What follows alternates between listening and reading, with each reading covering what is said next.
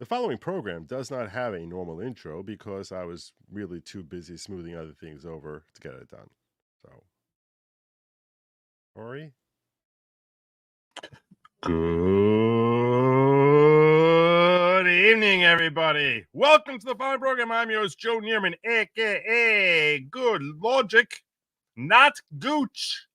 Not Gooch. Nope. Very, very much not Gooch. Gooch was not a name I ever even really considered very seriously, despite the fact that Sarah, who hosts Twitter Spaces, referred to me as Gooch.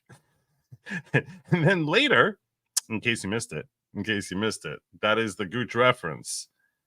I was like, is she talking to me? Is she talking to me? There's no one else on this panel whose name starts with GOO. I think she thinks I'm Gooch. So yeah, that was kind of funny. That was kind of a funny moment. Today, the House held their impeachment inquiry. The Ways and Means Committee held their House inquiry. Took testimony from three different individuals. Tony Bobulinski and Jason Galanis were brought in by the GOP. Democrats called upon Lev Parnas. Now, if you follow me on Twitter, you may be aware of the fact that I've engaged with Lev Parnas on multiple occasions, including as recently as today.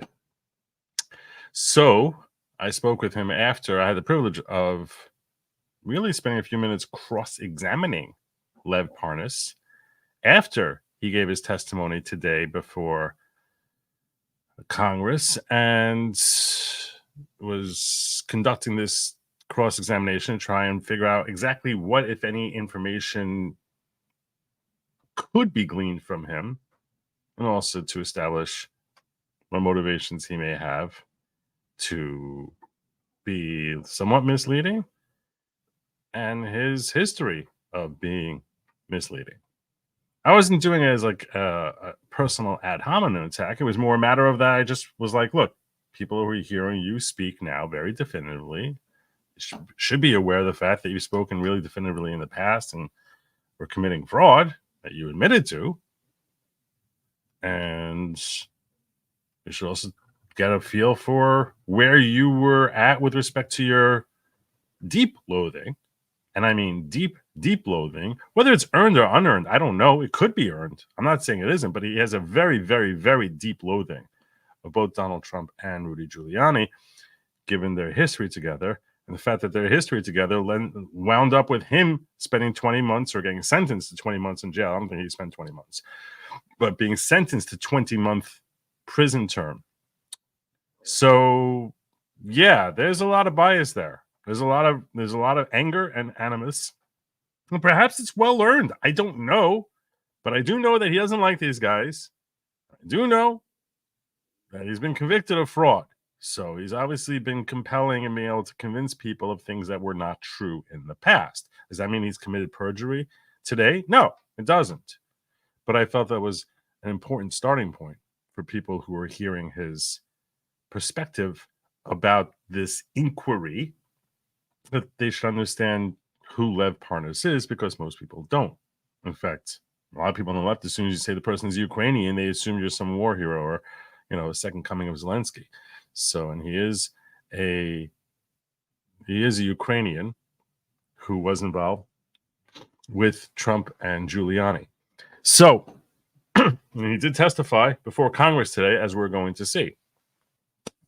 Anyway, I'll probably get a little bit deeper into my cross-examination of Lev Parnas on Twitter Spaces or X Spaces once we get a little bit deeper into some of the relevant issues that came out in today's inquiry.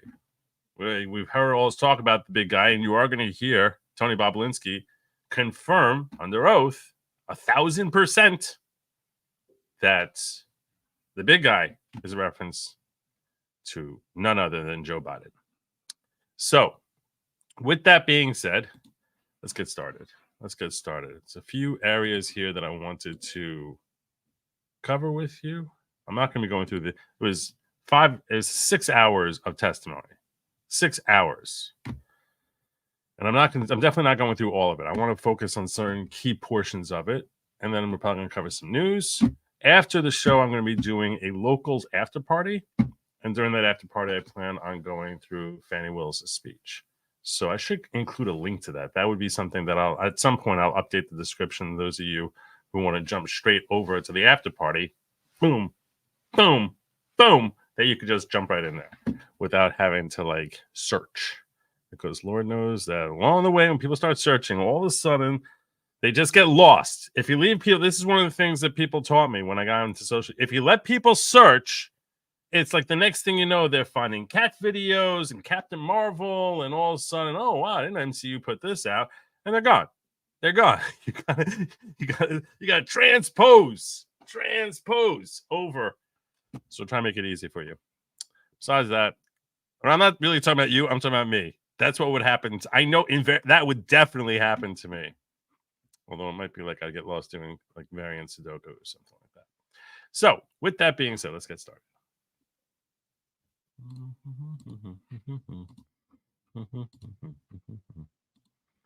This is subcommittee hearing. Thinking about watching it this way only because like I was thinking that I like this profile side better. I always like this side better, but all right, let's get moving. Introduce our witnesses. Mr. Tony Bobulinski. Mr. Bobulinski was a business partner of Hunter Biden in a joint venture between a Chinese energy entity, CEFC. Mr. Bobulinski sat for a That is so not true. That is so not true. I don't want to even hear that. I did not see your XDM. I don't know what name you go under, Petty.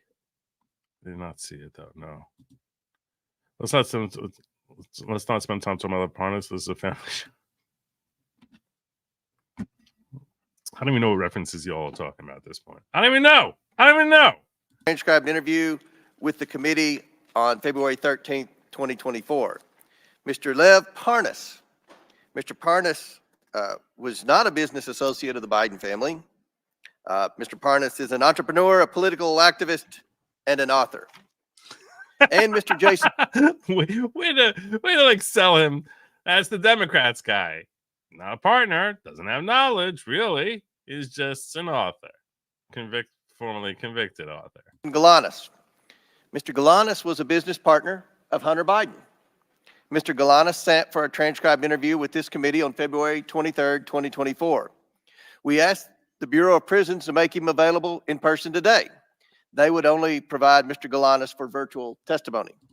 Notably, Mr. Galanis applied for CARES Act home confinement, and after a lengthy approval process, was approved for home confinement on June 9th, 2023. On June 12th, 2023, I issued a subpoena to Devin Archer for testimony. On the following day, June 13th, 2023, Mr. Galanis' approval was reversed as a result of Department of Justice's intervention. So Mr. Galanis has remained in a federal prison facility. He is currently in Montgomery, Alabama. Mr. Galanis, can you please state for the record who else is in the room with you? Yes, Chairman, my counsel and advisor, Mark Paletta, and Nicholas Wise. Thank you. Pursuant to Committee Rule 9G, the witnesses will please stand and raise their right hands.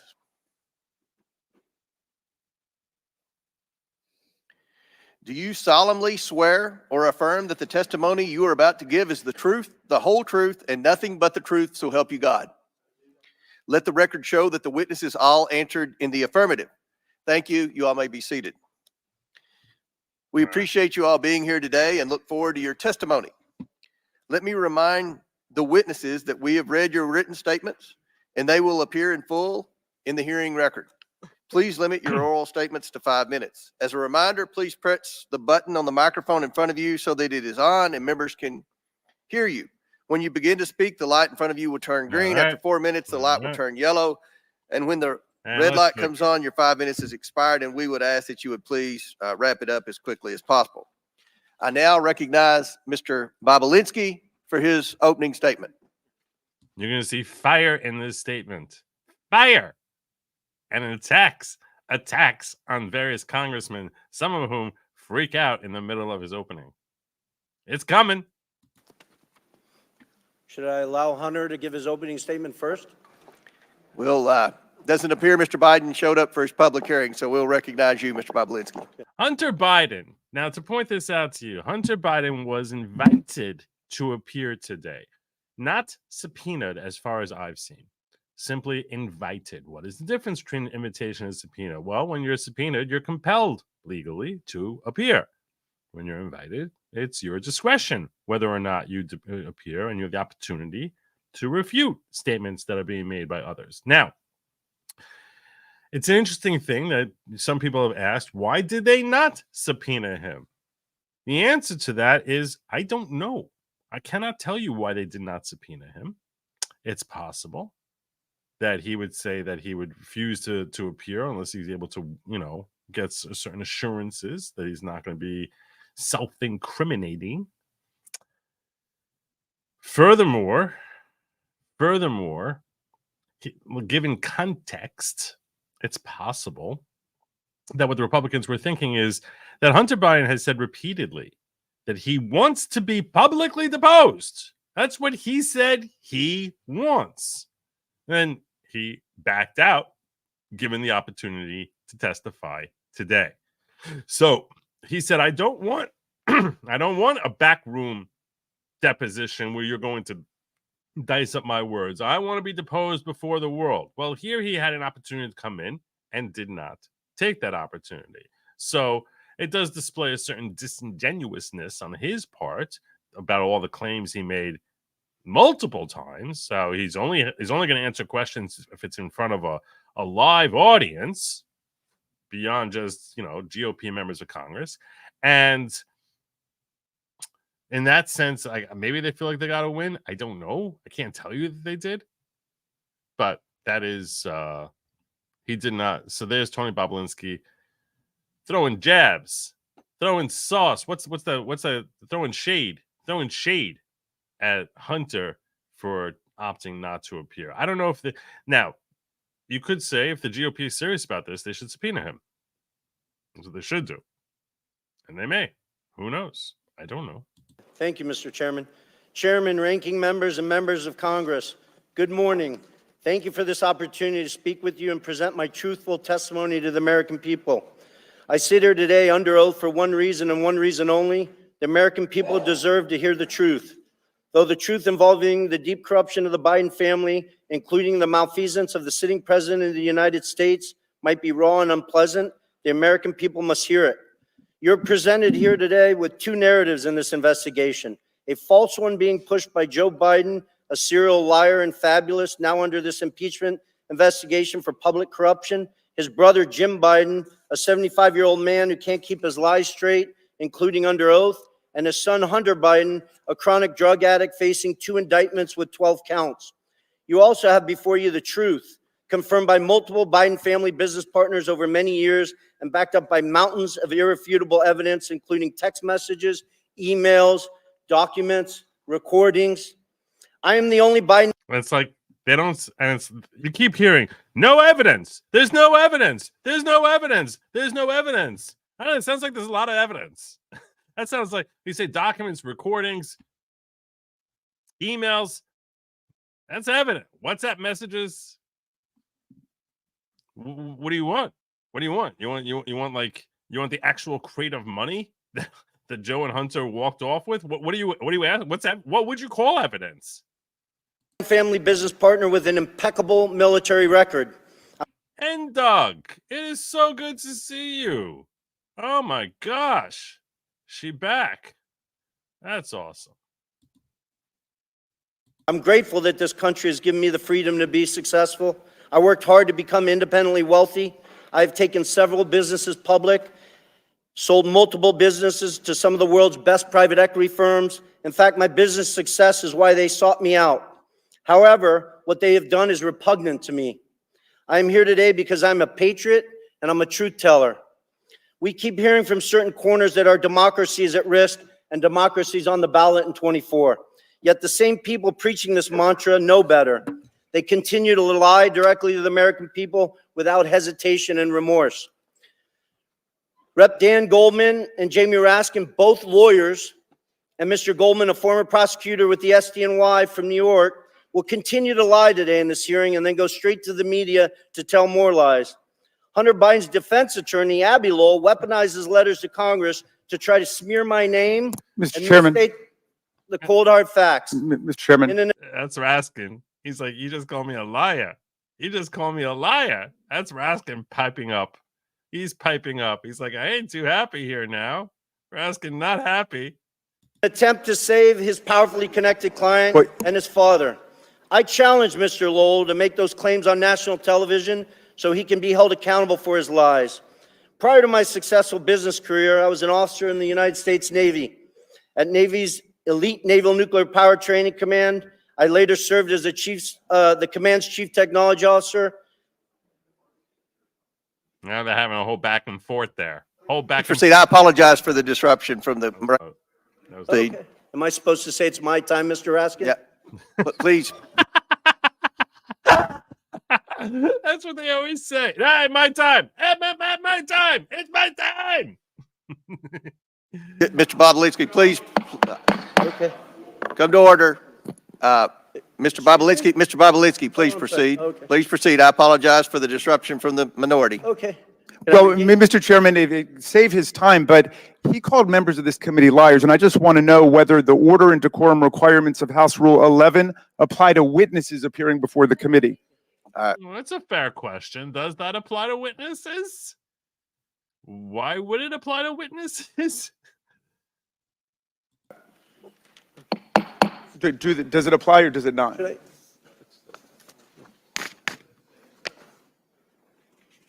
Should I address? I don't.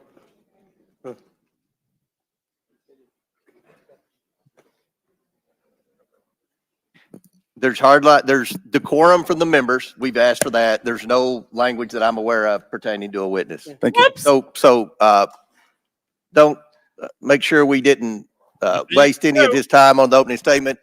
Mr. Bobulinski, I'm sorry for the disruption. Please continue your opening Yeah, statement. I think you, Mr. Raskin, used. We'll make sure it's right. We'll make sure. Okay, great. I just want to restate, make sure the American people hear all these facts.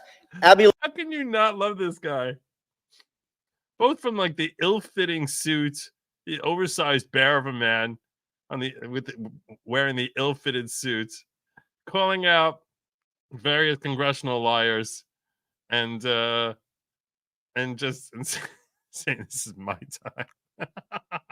time. There's something very endearing about him, at least to me. Lowell weaponizes letters to Congress to try to smear my name and misstate the cold hard facts in an attempt to save his powerfully connected client and his father. I challenge Mr. Lowell to make those claims on national television so he can be held accountable for his lies. Prior to my successful business career, I was an officer for over 6 years in the United States Navy's Elite Naval Nuclear Power Training Command as a decorated master training specialist. I later served as the commander's chief technology officer, where I held a Q security clearance from the Department of Energy and the NSA. When I left Nuclear Power Training Command, I was the #1 ranked direct input officer in the entire command. And then I jumped into the business world and public markets. While I have made a few contributions over the years to Democrats, such as Representative Ro Khanna, I don't see him, but I hope he shows up today. I've given donations to Ro Khanna. He's relatively new to the House. So it's not like, 40 years ago that I last supported Democrat. He sits on the Democratic side of the Oversight Committee. I'm not a political person. Yes, he is the greatest magician in the world. And just where to go? I don't know. It's hard to say. It's hard to say exactly where it went. I mean, money is money. It's very fluid. Very, very fluid. And look at this. Look at this. I'm going to hit you up with one of these. Hit you up with one of those. Why is that not working? Oh, my God. Oh, my God. Oh, my God. That's not good. That's not good. Where are you? All right, I'm definitely fixing that. Why? Whoops. All right. Let's try it now.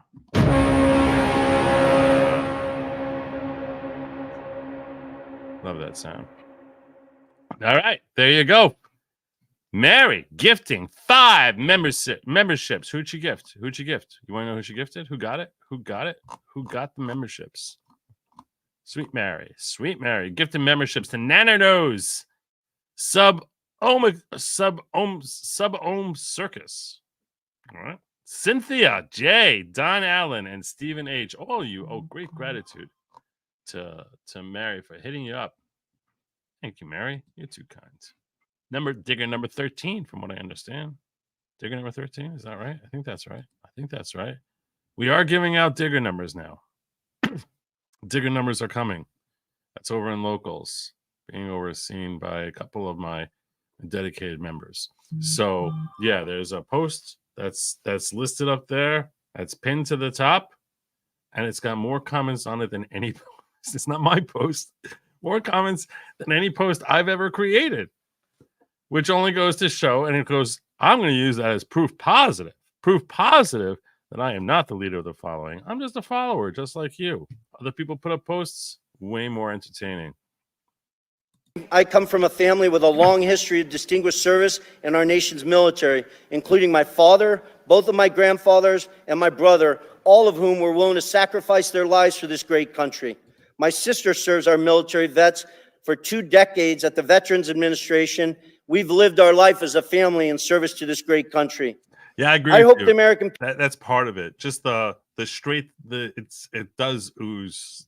It oozes truth to it. people will pay close attention to this hearing.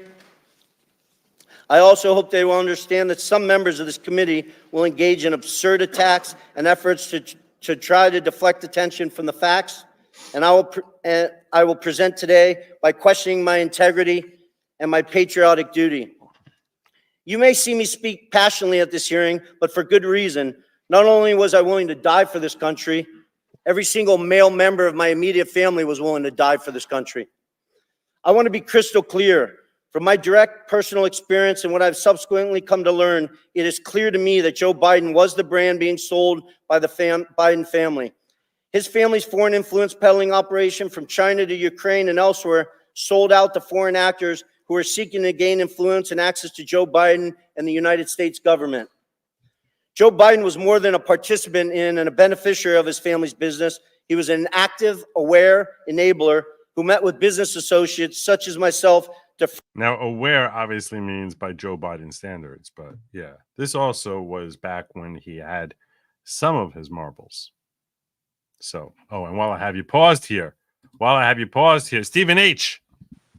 Oh, and gifting 5 good Lawgic memberships. Following 5 people owe him debt of gratitude for the kindness he bestowed on them, including Mark Pugner, No Mandates Not a Fed, Karen Mannings, Summer is 19, and Dan A. Welcome to the following. If you're a new member of the following, please understand at all times, keep your arms and legs within the ride. Understand that the following is not at all a cult, type of cult, and that I am not the leader of the following. I am a follower just like you, as evidenced by posts on locals. When I say it's not at all a cult, type of cult, that I'm very sincere in that there is no self-harm, no harming others, no self-mutilation, no jabby jabs, no spaceships, no Kool-Aid, no tracksuits that are mandatory, no throwing virgins into volcanoes, at least while they're active, no goat sacrifices, no squirrel mutilations, no dancing in circles around bonfires in the forest while you're busy ripping off various articles. It's just about community, unity, and greater personal growth. It's a group of like-minded thinkers, and in no way whatsoever at all a cult, type of cult. So welcome to the following.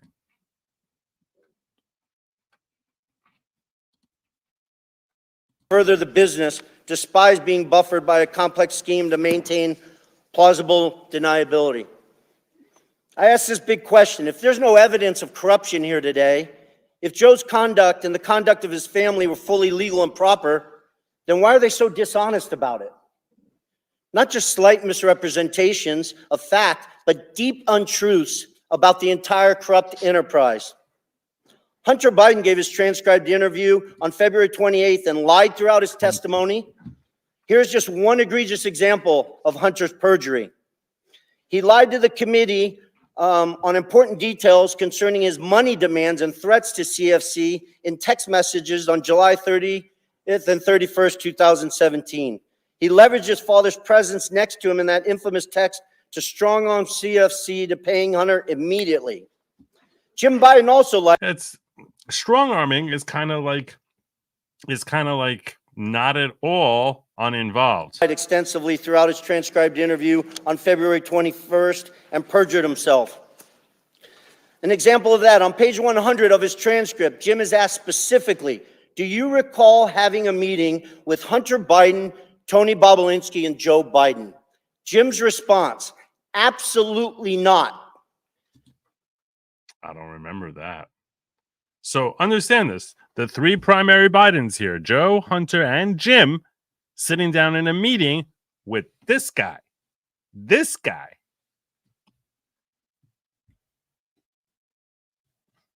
What has two thumbs and tells the truth? This guy. I guess it's that, well, he's got thumbs. You can't really see them. But all right. The committee was so shocked by his perjury that they asked him the same question multiple times. Each time he denied meeting with me and Joe Biden.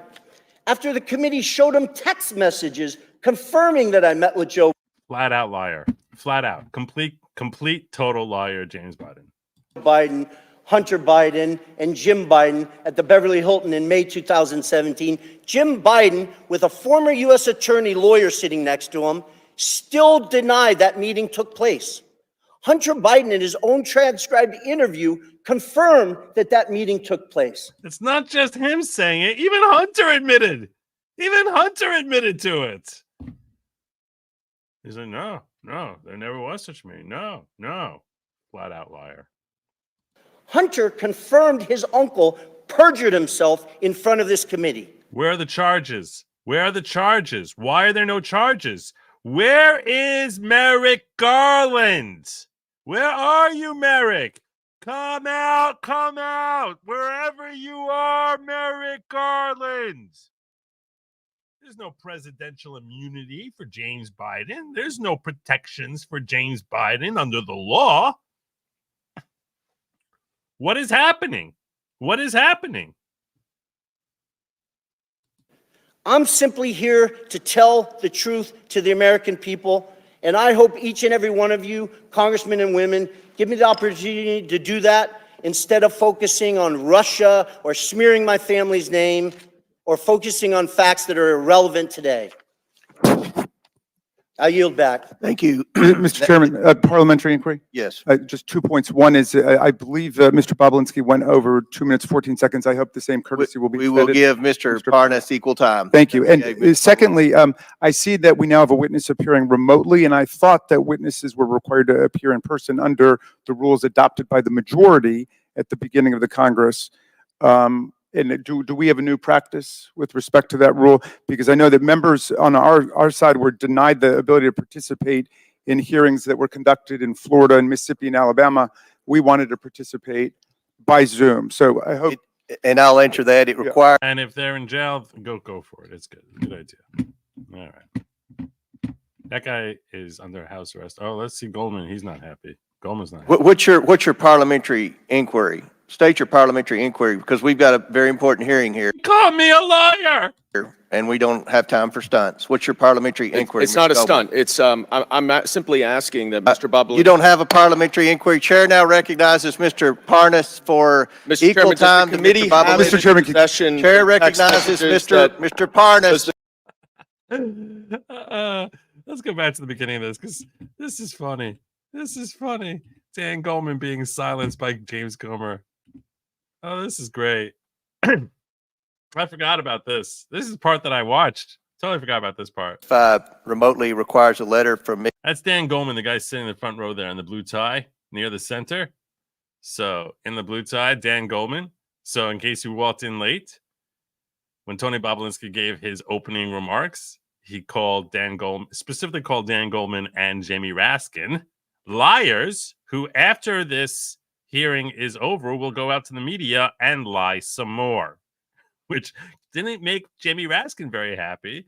And Dan Goldman is try and pipe up right here and now. And approval from the majority leader, which we have, and I'll enter that Good. letter into the record without objection.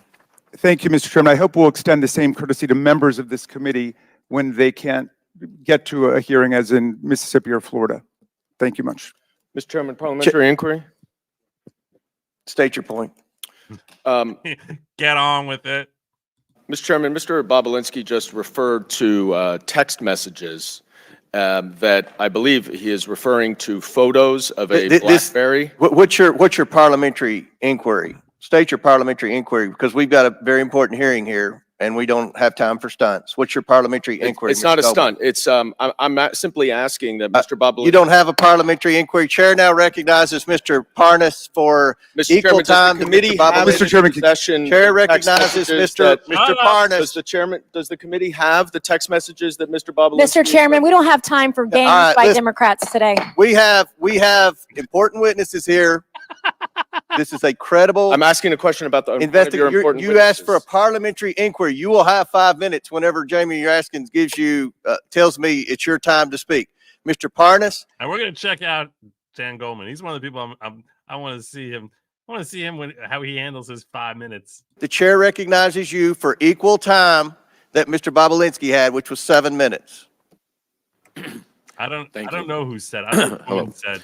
No time for Honorable members of Congress, Chairman Comer, Ranking Member Raskin. In case you walked in late, before we hear this, please understand this guy's been convicted of fraud and admitted in cross-examination that yours truly gave him in X Spaces that yes, he has a deep, deep loathing for Rudy Giuliani and Donald Trump. So understand that, and also listen. Now, we need to understand, just contextualize, because I should have broken down what Tony Bobulinski was involved in a deal that, frankly, to be fair to the Democrats, and this is one of the things they're going to pipe in on, started in 2017, at which point in time, even Joe Biden was no longer vice president. This is very different from the stuff that goes back to 2015. But which relates to Ukraine and things of that nature. And I believe at some point they actually asked him about the fact that, like, you know, why is it that they would be coming to Joe Biden when he's not vice president anymore? Why does China want Joe Biden at a point in time when he's no longer wields the same level of political authority that he wielded months earlier before his vice presidential administration, or the Obama administration, ended? And we'll get to that, but hopefully we'll get to that. I think we'll get to that. But yeah, that's so here's Lev Parnas making his statement, and you'll note he doesn't refute anything that Bobulinski's just said.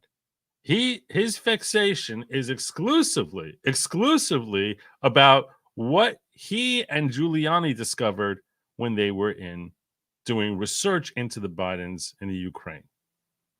So he's not even saying, and he doesn't even know what happened in Ukraine. He's just testifying about what he and Giuliani found or failed to find.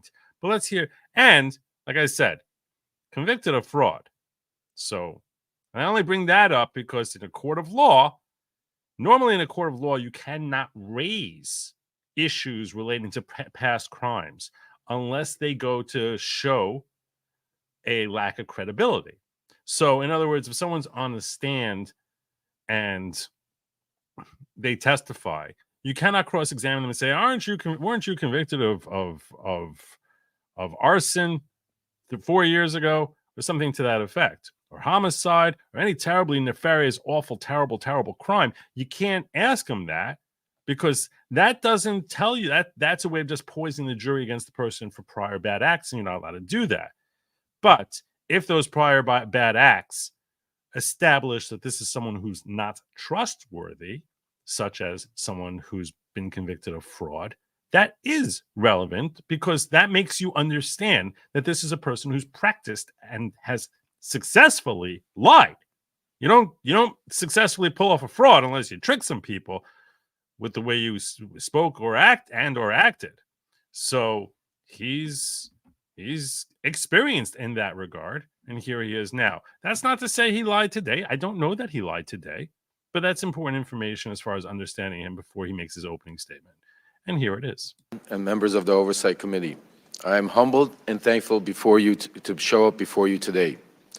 I came to the United States from Odessa, Ukraine in 1976 when it was still the former Soviet Union. My mother and father and sister and I had left the Soviet Union, escaping anti-Semitism and persecution. While in Rome en route to Israel, my sister and I won the most important opportunity that we have ever been given. We won a U.S. green card lottery. My family came here with literally no more than shirts on our back and the hopes of rebuilding our lives in the land of freedom. I say this to you because I love this country. From shortly after my arrest on October 9, 2019 to now, I have been trying to share the irrefutable truth with you.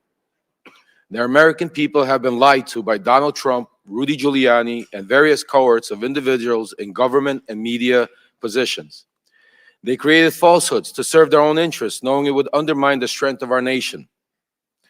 From November 2018 to October 2019, I was a key participant and a witness to numerous efforts to prove that Joe and Hunter Biden were linked to corruption in Ukraine.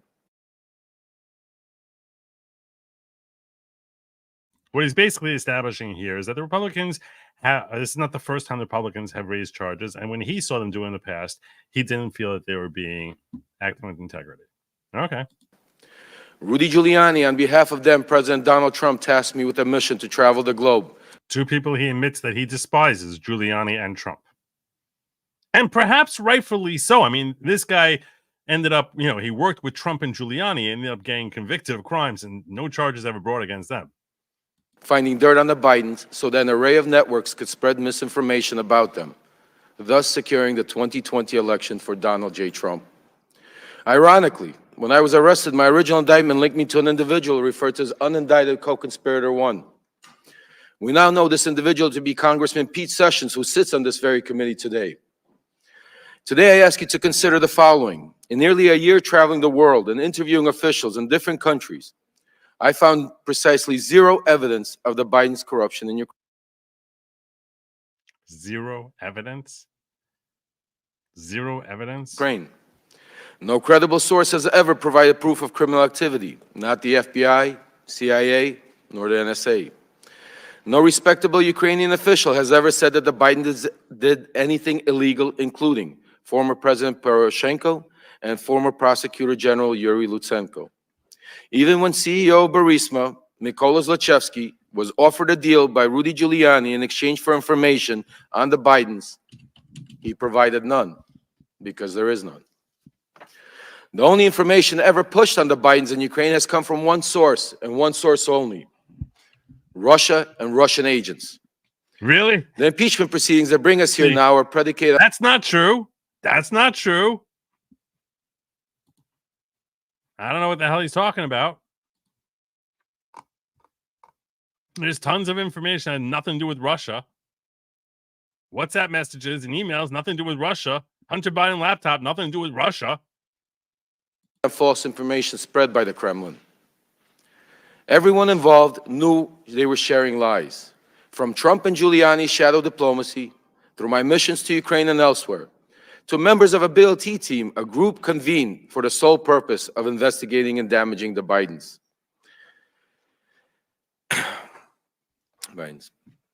Everything was for the ultimate benefit of Donald Trump and thereby Vladimir Putin. Because the team's investigations were centered around Biden and Ukraine, I was designated the point person in every matter they pursued.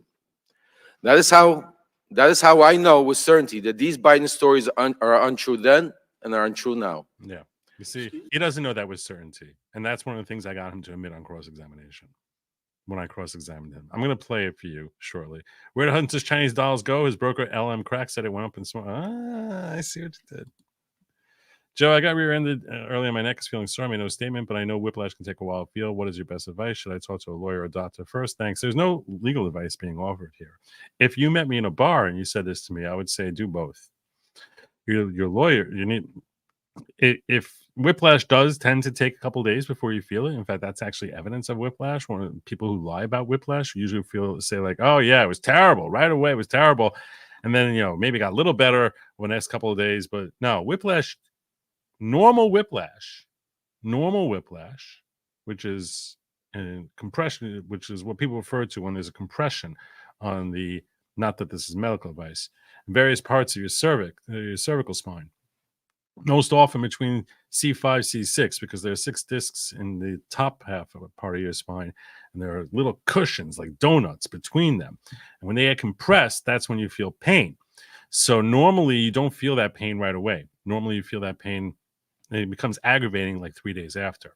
So it's not uncommon for someone it's not uncommon for a whiplash victim to feel pain 3 days later. In fact, that is the only kind that is actually legitimate. It should feel worse 3 days later. Definitely should see a doctor, and you should see a lawyer. Any good lawyer is going to tell you that they want you to get medical treatment, and there's good reason for that, because if you don't go to get medical treatment, that's a sign you're not really injured. If you're not really injured, that can really make it impossible for you to pursue any claims. So going to get your treatment and getting your treatment regularly is essential. Essential if you plan on ever having a claim. I would talk to your lawyer. Your lawyer might have a doctor that he recommends. You can find a good injury practice attorney. Find a good injury lawyer. They're really everywhere. It's one of the few areas of law that there's a great deal of advertising. So it's hard to, I'm sure you can probably think of countless billboards you've passed, and almost always they're for injury attorneys, personal injury attorneys. So there you go. It's personal injury you're describing here. That's what I would tell someone who asked me your question in a bar, but there's no legal, and I would not be giving them legal advice. I'm not giving you legal advice. This is just two guys talking in a bar. I am not your lawyer. I'm simply telling you what I would tell. Same thing I would tell any person who asked me that question when I'm not their lawyer either. Because as private investigator, I have access to FBI and CIA, just like the power to compel that I did not. Seriously. At various parts of your cervix. So I said cervix? I meant cervical spine. I said cervix. I'm sure I said cervix. I meant cervical spine. Yeah, that's why it's called C5, like the number C1, C2, 3. Because you have a cervical, your spine is broken up into cervical and lumbar. So the lower part is called lumbar, although the very bottom has S1 and S2. I'm not sure what that is. That's only on humans, though. I can't really speak to any other breed of individual. And Doug says, Dear Joe and Ghetto, I missed you all. Thanks for not terminating me during my long hiatus. You're welcome. Let me give you one of these. A little welcome back there to you. God bless you. God bless you. I'm glad you're okay. I'm glad you're okay. People disappear, and I'm like, where'd they go? Where are they? So it's nice when they come back. All right, let's get on with it. Congressman Pete Sessions, then Congressman Devin Nunes, Senator Ron Johnson, and many others understood they were pushing a false narrative. The same goes for John Solomon, Sean Hannity, and media personnel, particularly at Fox News, who used this narrative to manipulate the public ahead of the 2020 elections. Sadly, they are still doing this today as we approach the 2024 elections. We cannot separate this conspiracy from the Russian-Ukraine war because Trump has no intention to keep aiding Ukraine. Without the support of the United States and NATO, millions Yet another reason he's biased against Trump. In Ukraine will suffer and die. If we allow Russia to defeat Ukraine, eventually that suffering will reach American shores. Today, I admit my own wrongdoings. I have been a convicted federal election campaign and fraud crimes and served my sentence. I do not hide that from reality. It is part of my truth. Despite rigorous attempts by those in power to silence me, I will be silenced no longer. Thank you to the committee for allowing me to speak. I look forward to answering any and all of your questions. Thank you. Chair now. All right, so now understand this has nothing to do at all with anything that Tony Bobulinski is talking about or anything that Jason Galanis is talking about. But I want you to hear, after he gave his testimony today, he was on an X Spaces with me, and I got to ask him some questions about his testimony today. So I'm going to play for you that relevant portion now. Not this part. Yes. That people on our side here, Americans, decided to use for their own greed, like Trump and Giuliani and others in the Congress, decided that they did not care to vet the information. They did not care where the information was coming from. All they cared was that the information You mock my mouth. it would fed their narrative so that Trump could win 2020. And the third thing, which is probably the most important thing that I was trying to get across today, that is right now what the Republicans are doing, knowingly or not knowingly. No, that's I wanted to get understand. No, that's I wanted to get understand this. And again, this is not to be. Really was. There was no questioning, no trying to find truth or trying to find the evidence and get to the bottom of it. My mic is terrible. I mean, it was all. I mean, just sitting there and watching it live and watching them interact between themselves and watching it all play out, where you don't even get to see, because on TV you only get to see bits and pieces. I mean, it was just I'm completely disappointed, I could tell you, because I'll tell you this much.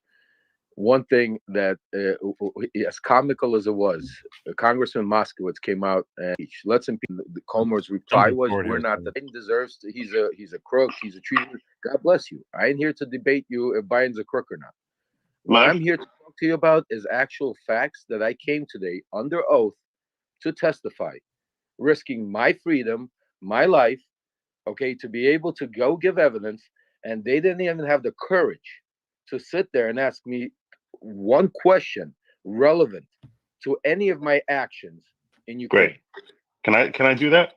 Go ahead. Can I cross-examine you? And I'll let you answer. I'll ask questions. Me talking. And we'll have a little back and forth here, and I'll try to cross-examine you just to understand where you're coming from. So this is me having a conversation with Lev Parnas after he testified. Okay?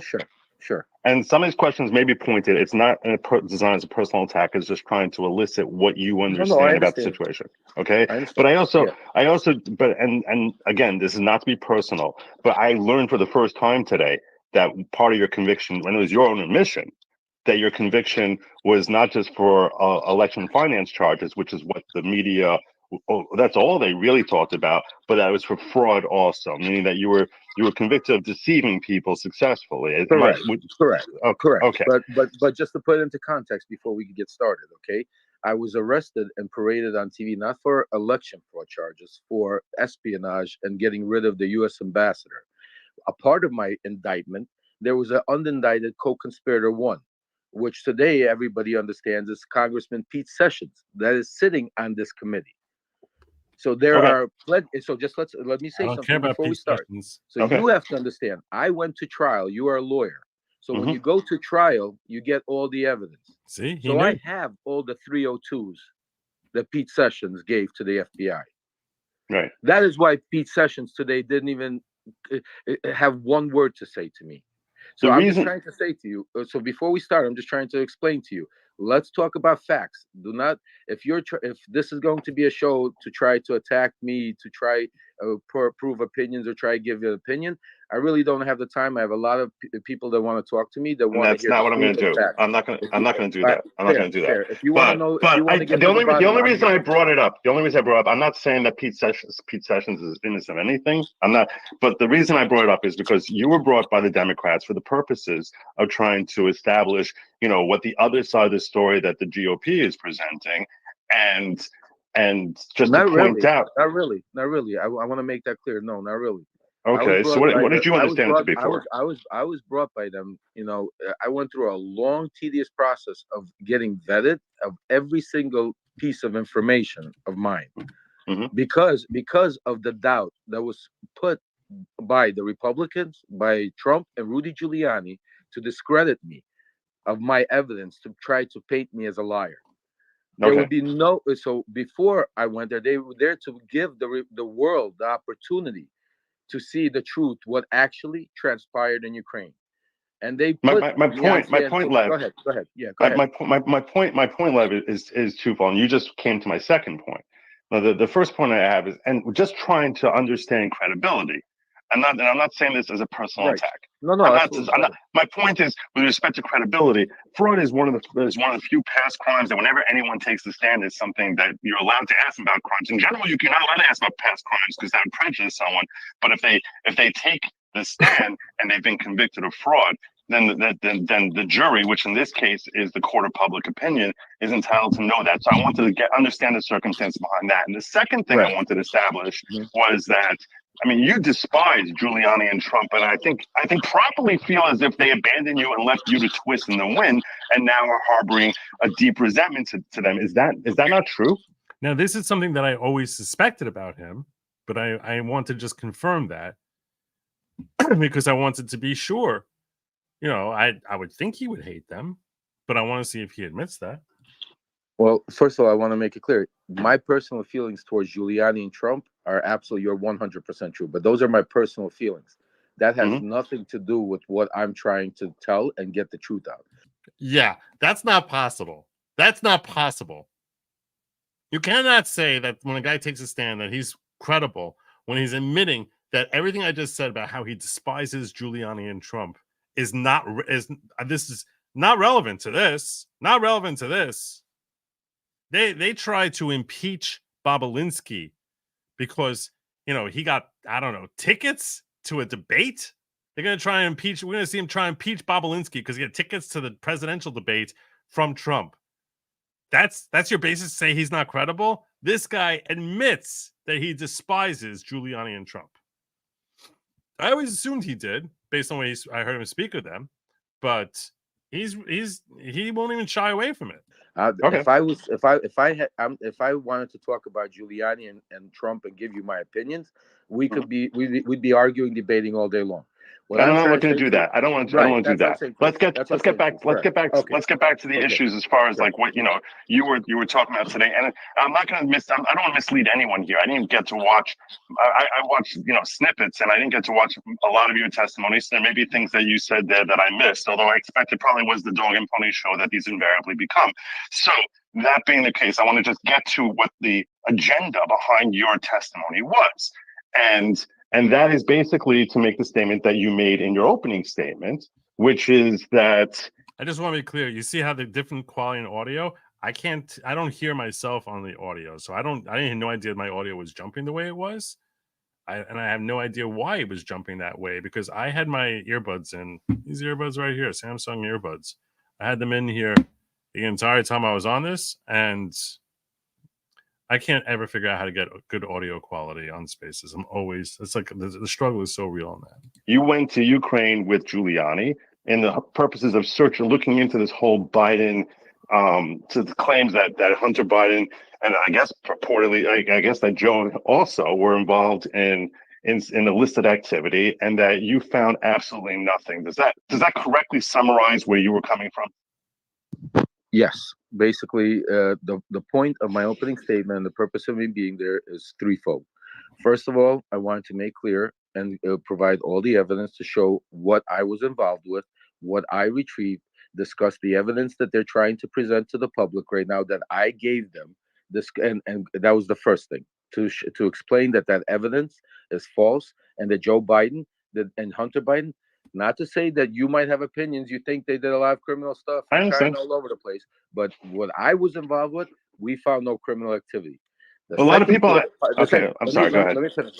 The second part of it. The second part is that people on our side here, Americans, decided to use for their own greed, like Trump and Giuliani and others in the Congress, decided that they did not care to vet the information. They did not care where the information was coming from.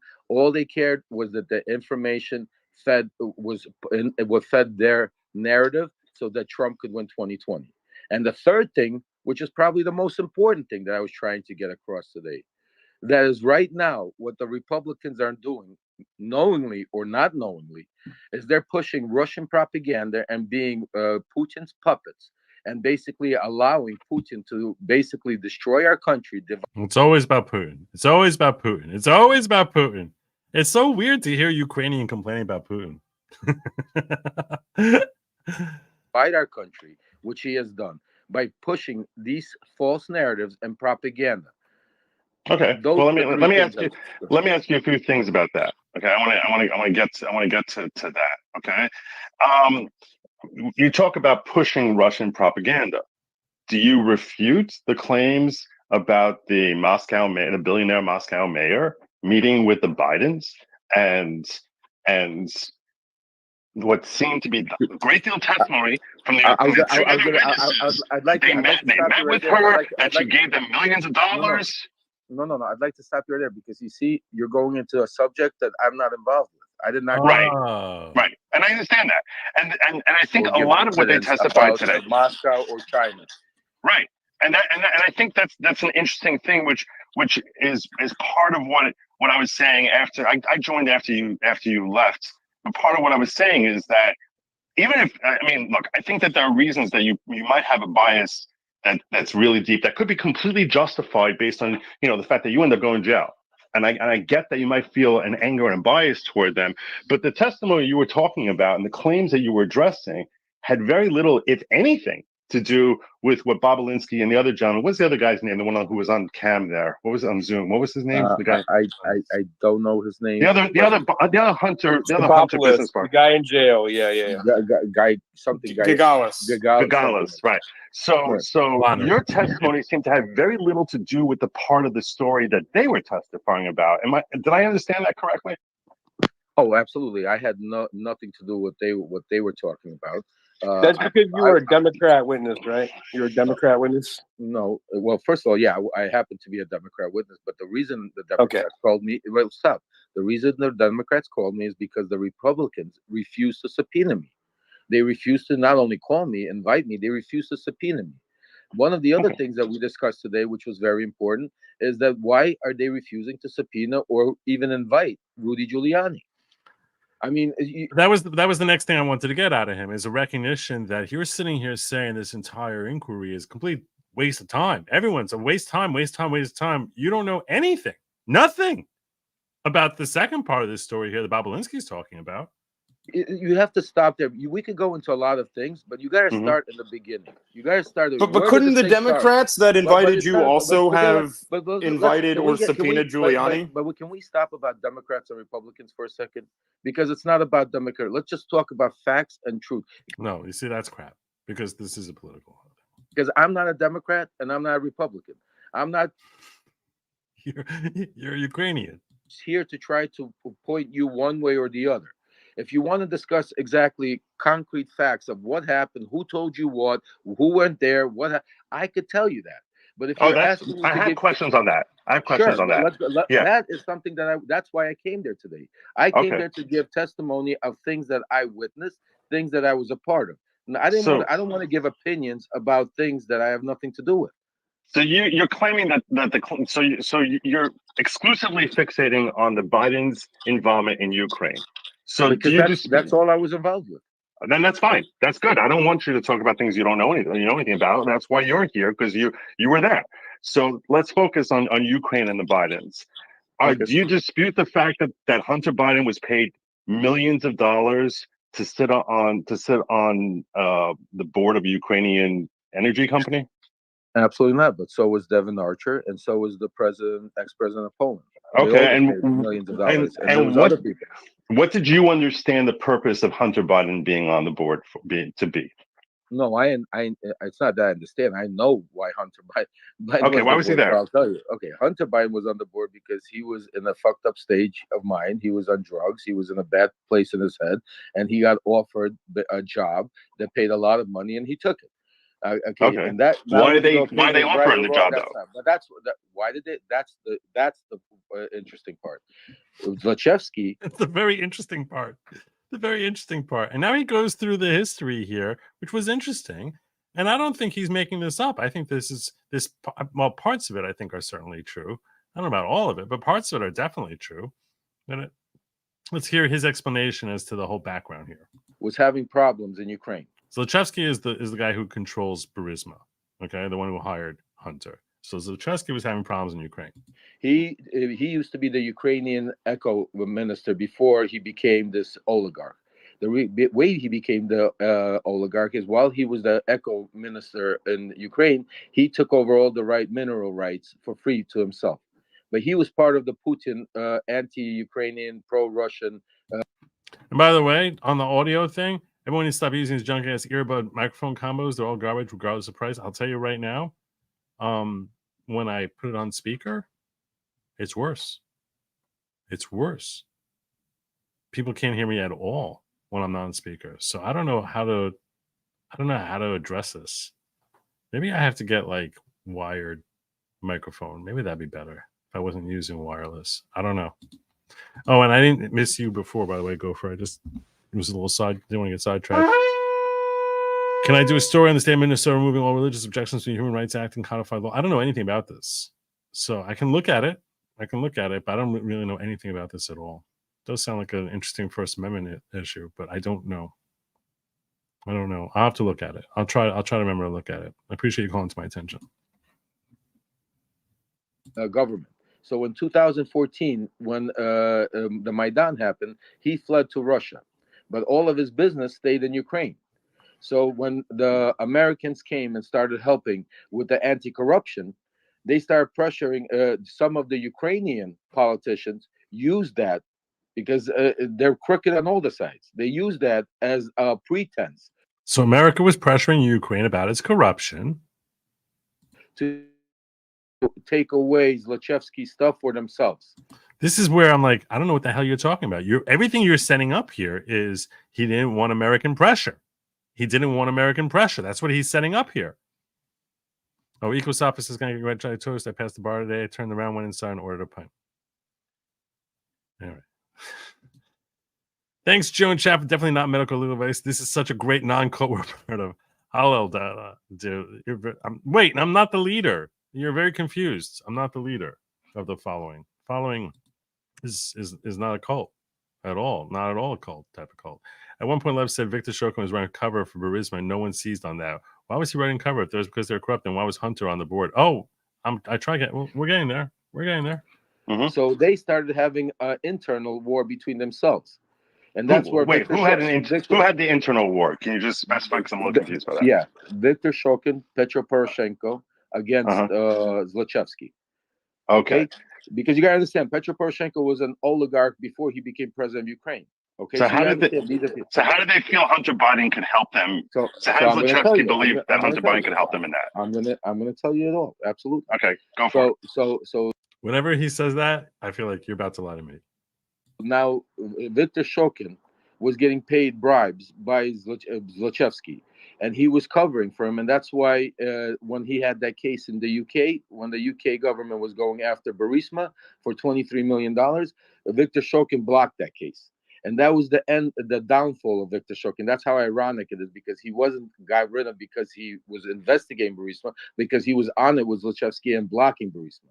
So he's the one who filed it against Burisma. So was he potentially taking bribes? I don't know. Was he did he start the investigation? This is what everyone says about Shokin's investigation to Burisma. He opened up the investigation and it stayed dormant for a long time.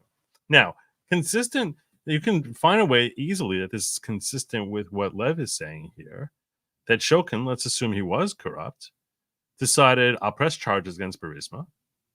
And when I press these charges against Burisma, so now make the U.S. government happy with me, and it gives me a chance to extract money from Burisma in bribes, and I'll just leave it dormant. And they'll pay me money every month, and every month that they're paying me, nothing's going to happen with this case, and they'll go into the cold file. Now, why is he picking Burisma? Oh, I don't know. Probably because they're really corrupt. I mean, they're notoriously corrupt. One of the most corrupt companies in the entire EU. So that's purportedly what they are. I don't know that, but that's what people say. So he perhaps was taking bribes to not actively pursue it, and that could be why it was dormant. That could be why. Who knows? Who knows? I don't know. None of this is exonerating Hunter as far as him being brought on by Burisma for the purposes of getting pressure to relaxed by Ukrainian government and Ukrainian investigation into this whole thing. Poroshenko and everybody else, and the United States, Obama, the IMF, everybody started saying because of the UK thing, we got to get rid of Shokin because he's corrupt. He's covering up for oligarchs and protecting Burisma. And it played into all of their hands. Do you understand what I'm saying to you? That doesn't mean that he's innocent.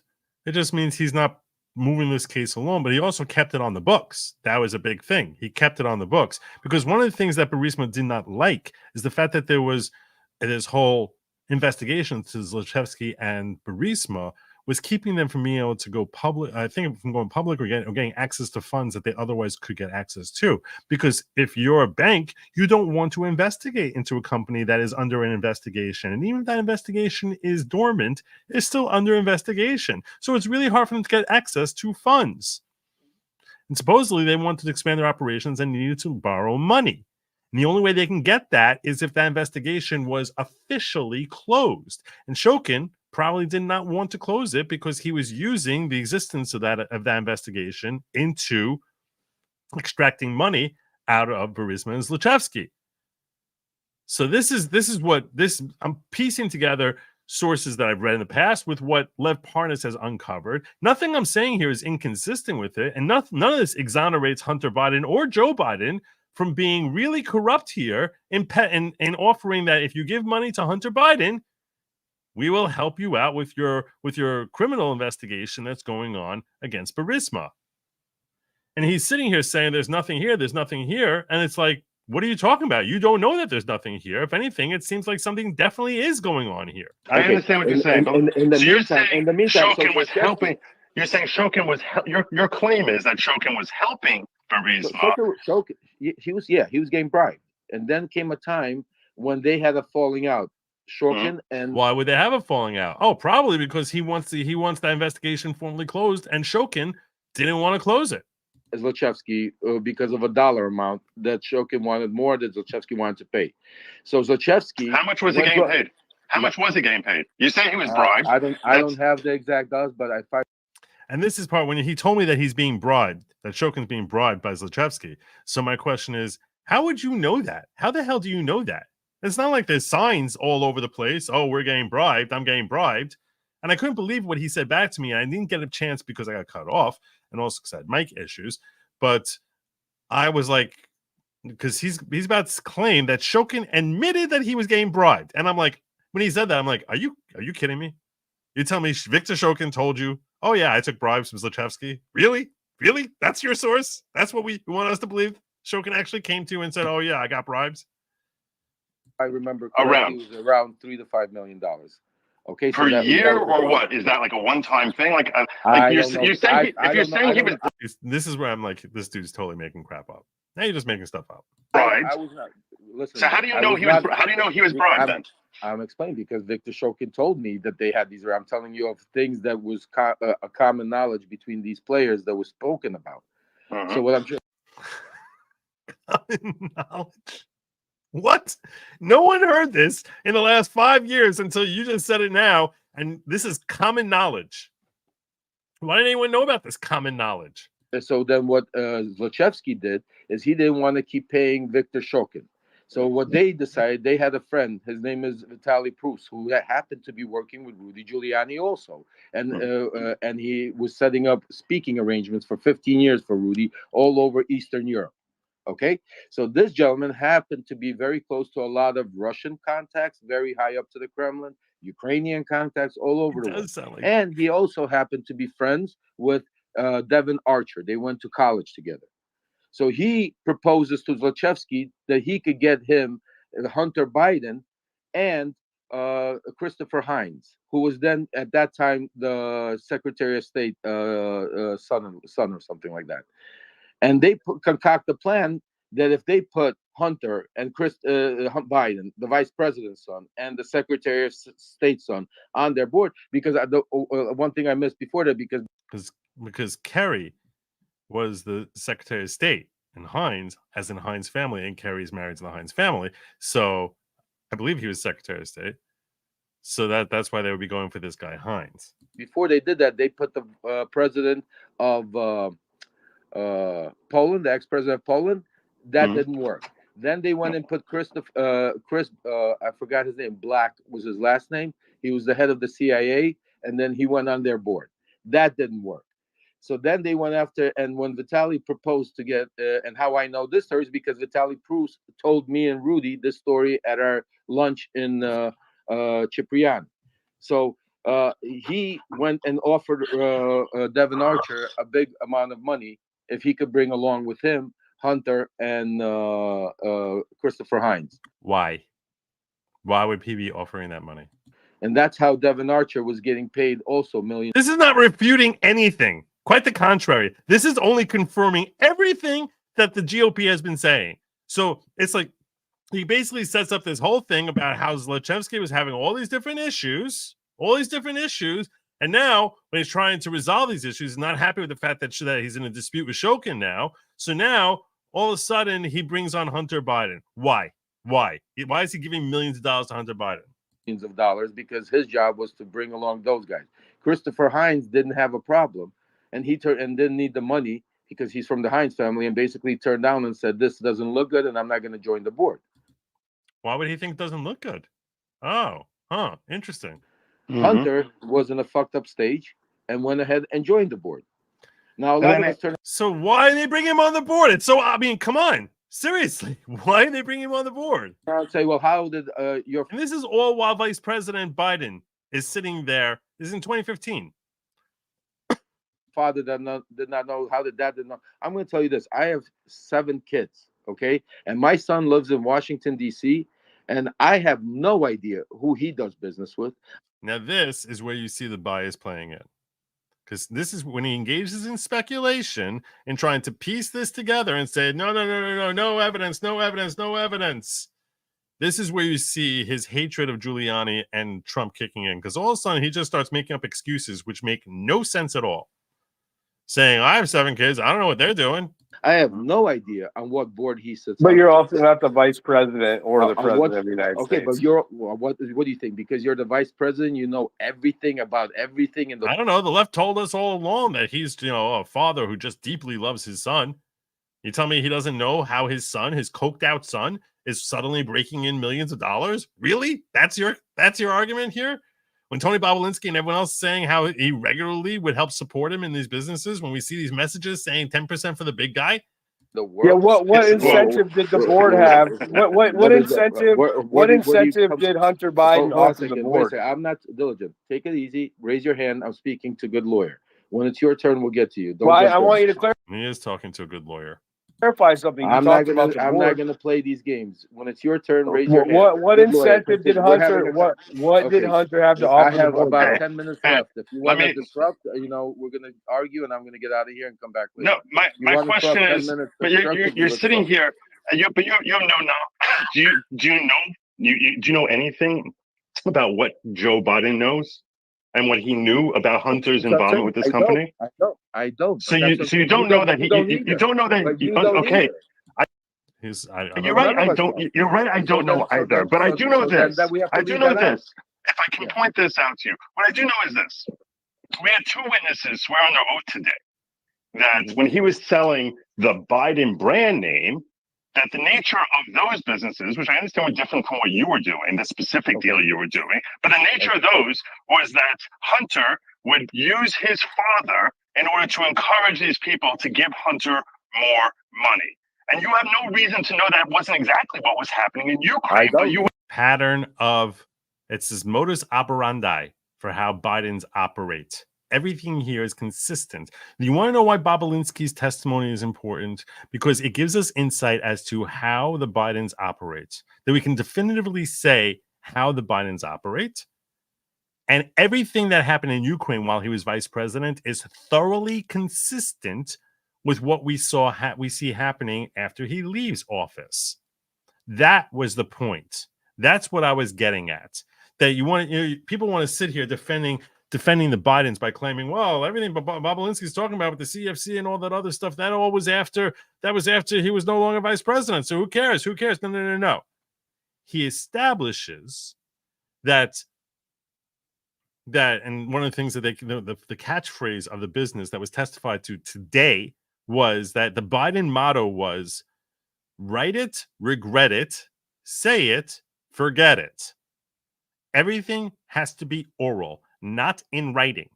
That's how they operate. That's what Bobulinski was saying, was telling us about the motives, the MO for the Biden brand name being sold. Which another good thing that comes out of the testimony today, I don't know if we'll get to it. What time is it? 11:20.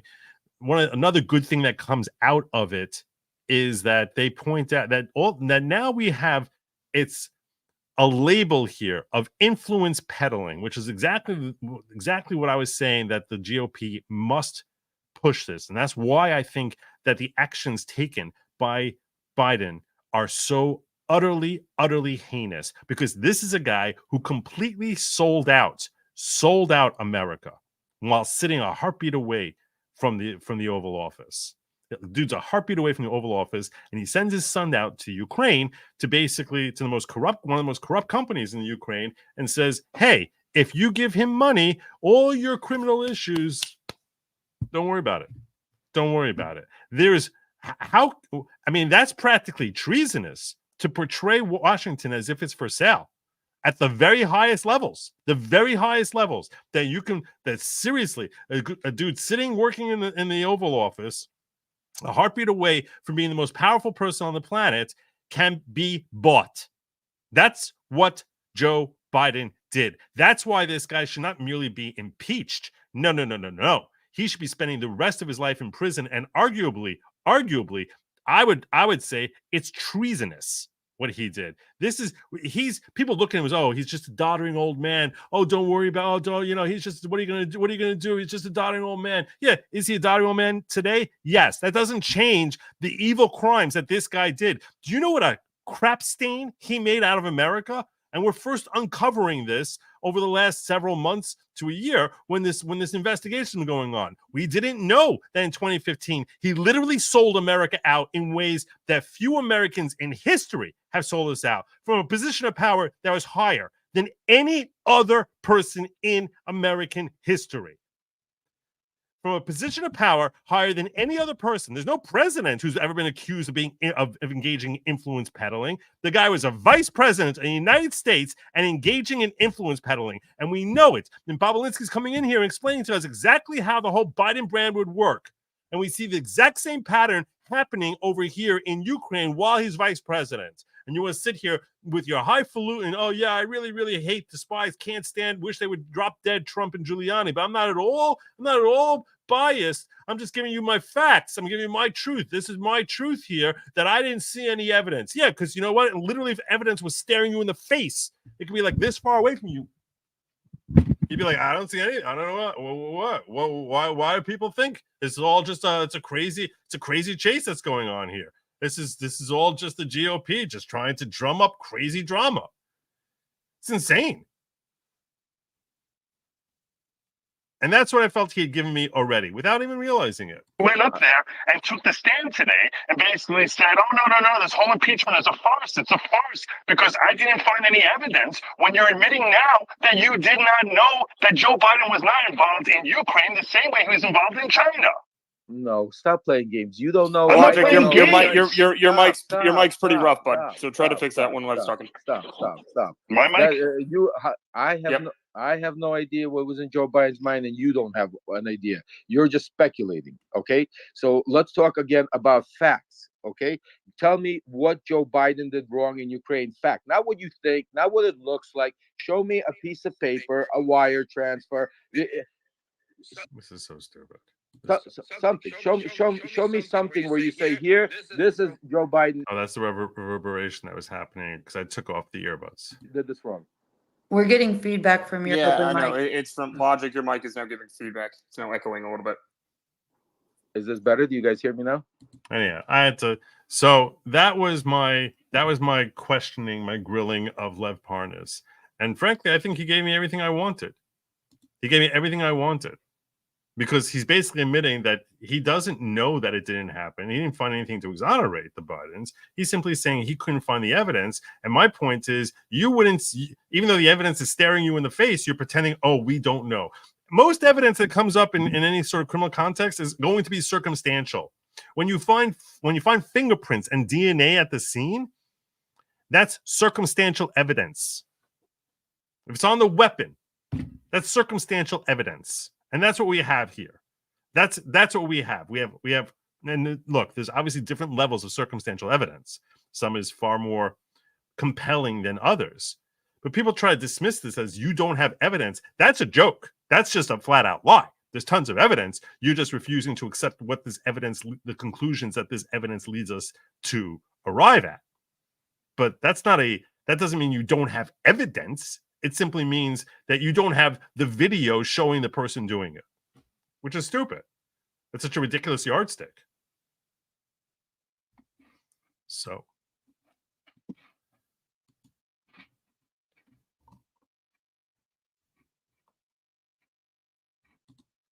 Can't understand why GOP guys in Congress challenge Parnas when he's doing, what is he doing there? Being a distraction Dems needed. Parnas' personal grudges, 100%. At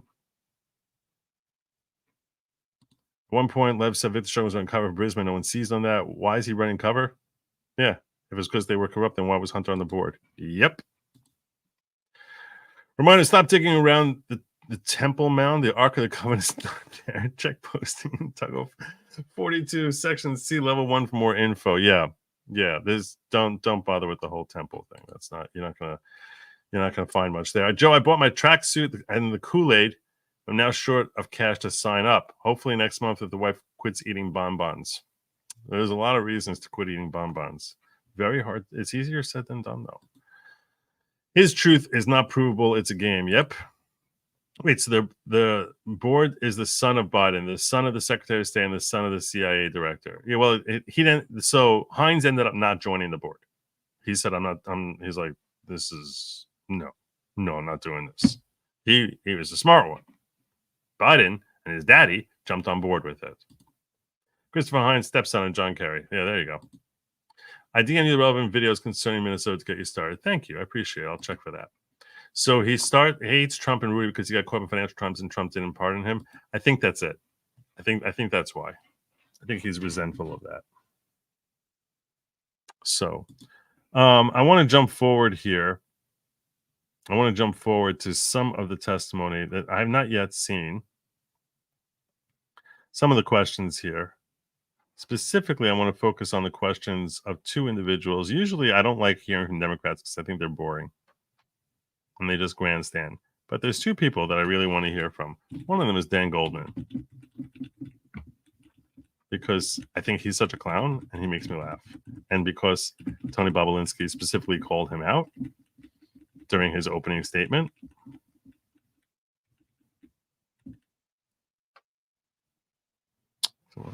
Oh, I forgot to get the opening statement. Before we do that, we should cover the opening statement from Jason Galanis, another partner of the Biden, of Hunter Biden. His testimony is very compelling.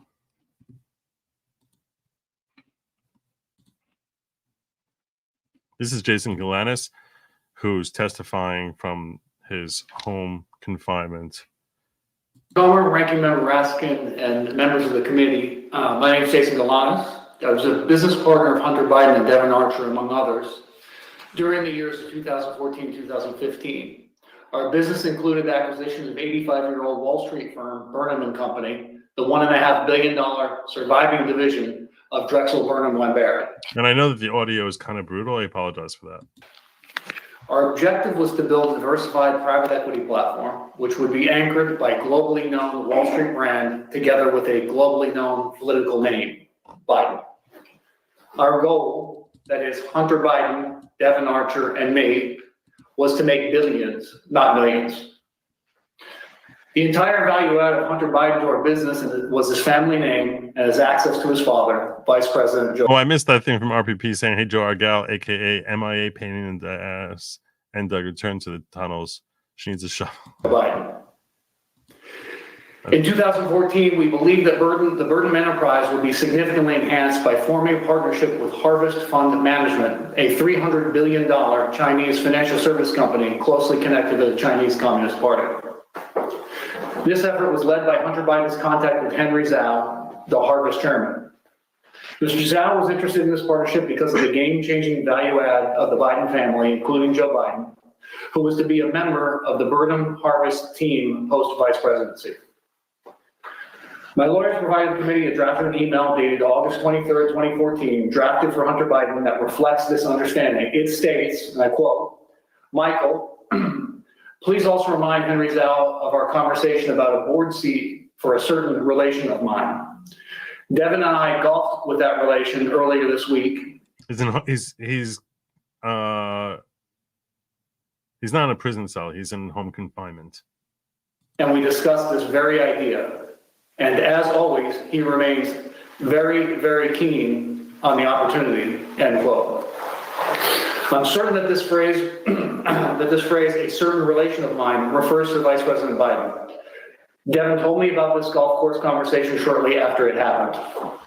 Ultimately, this paragraph... The golf course conversation. We even saw pictures from the golf course with Joe Biden. Deleted from the final version, with Hunter following our general rule of thumb on business deals. Say it, forget it, write it, regret it. Say it, forget it, write it, regret it. Further to that, I recall being with Hunter Biden and Devin Archer at the Peninsula Bar in New York, where Hunter took a call. Are you serious? Did that happen today?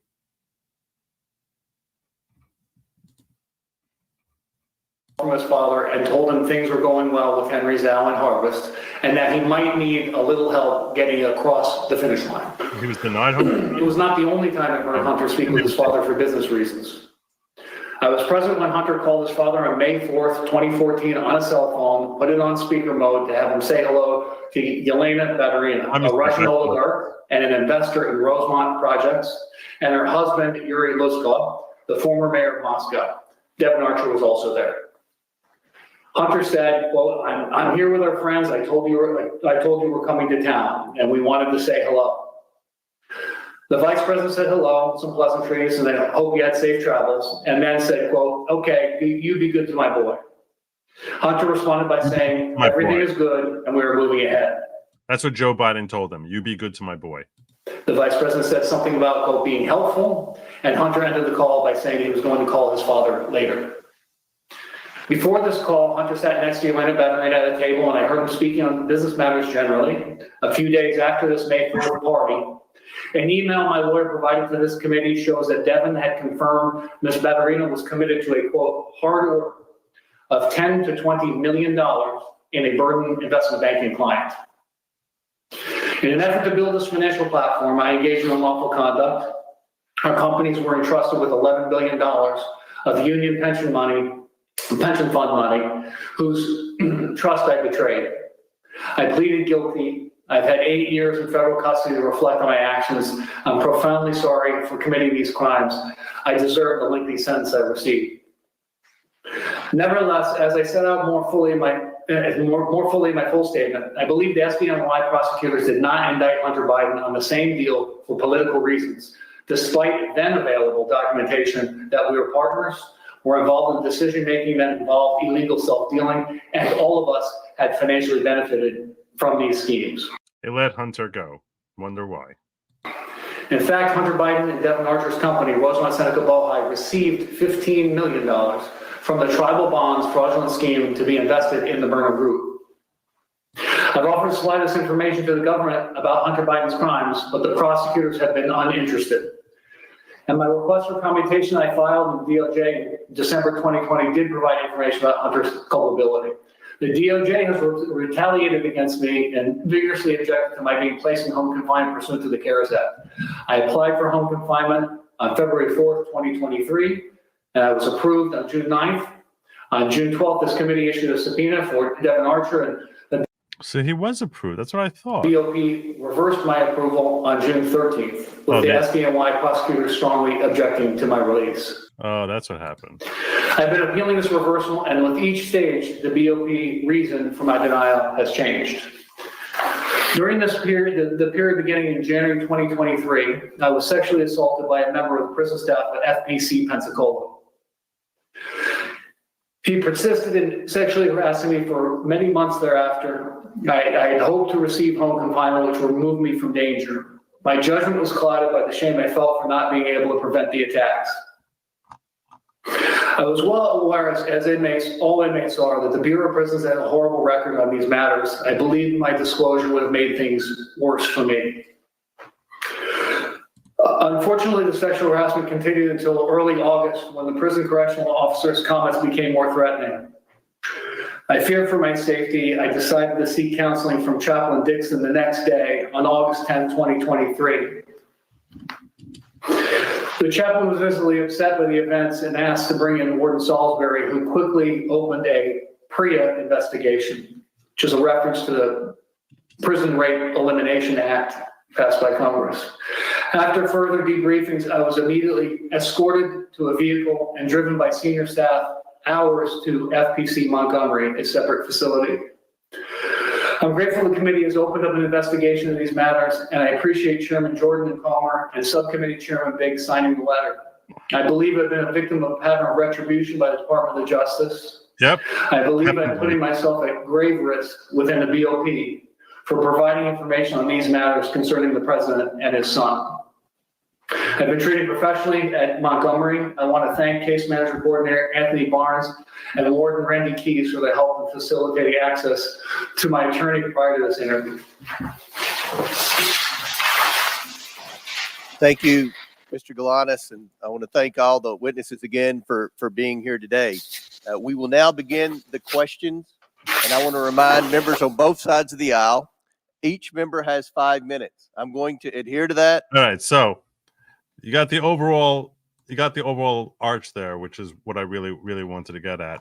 I also wanted there's a lot of times, usually, like I said, I don't care much for the Democrats in their grandstanding, but from what I've been told and what I've read, their questioning was just friggin' hilarious. So I'm actually going to be fixating more on them than on the others. I'm going to start with this guy here, who was called a liar.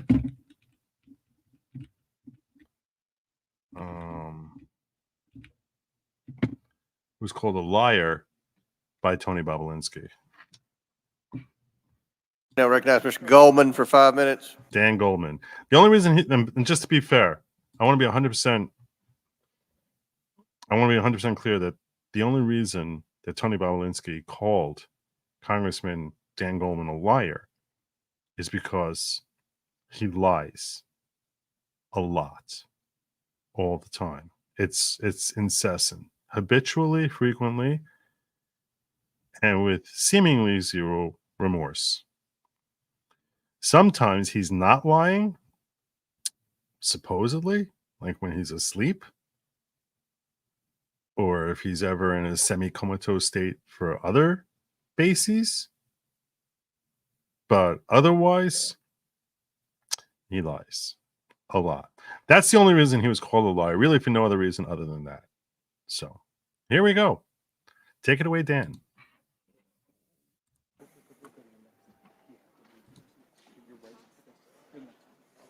Thank you, Mr. Chairman. I only have 5 minutes, Mr. Bobulinski, so I'm going to try to move quickly, and I'd appreciate if you just answer the questions.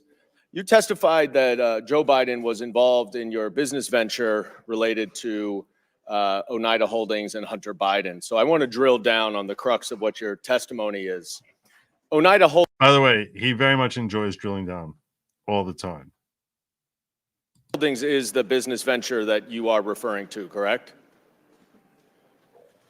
When I'm referring to what? Can you Any business you did with the Bidens? My reference is the Sinohawk Holdings LLC and Oneida Holdings LLC own 50% of that. Right. And Oneida Holdings was the 50% that was on the American side of that Sinohawk deal, right? It was the 50% that was the Biden side of it. Some of the, James Gilliar is not an American, so. Sorry, fair enough. And it was a joint partnership memorialized in an incorporating document, correct? And it had equal shares divided among 5 partners. Is that right? I can't. Well, are you asking me about what you're holding up? Because sir, was it an equal? Were there equal 20% shares among 5 partners? In what? Oneida Holdings. In the final signed documents? Yes. Is that what you're asking me? Yes. It is? It's not complicated. Well, it is because. All right, you're just filibustering now. The answer is you're filibustering. I get it. That there were 5 partners: Hunter Biden, Jim Biden, Rob Walker, James Gilliar, and you each own 20%. Do you Well, they didn't each own, their LLCs owned it, which is a material do you difference. see Joe Biden or an LLC related to Joe Biden He just answered your question before you asked it. on this? I don't know if Joe Biden owned any of Jim Biden's LLC or Because say it, forget it, write it, regret it. Hunter Biden's LLC. I'll leave that up to the committee. Okay. And do you know when this agreement was entered into? The poster Take it board that down. you're holding up or the actual legal document that was signed? The agreement, sir. The agreement. The agreement was signed May 22nd, 2017. Who was the vice president then? May 22nd, you said? I think it was Mike Pence. And who was the president? Donald Trump. Okay. And when did you first meet Hunter Biden?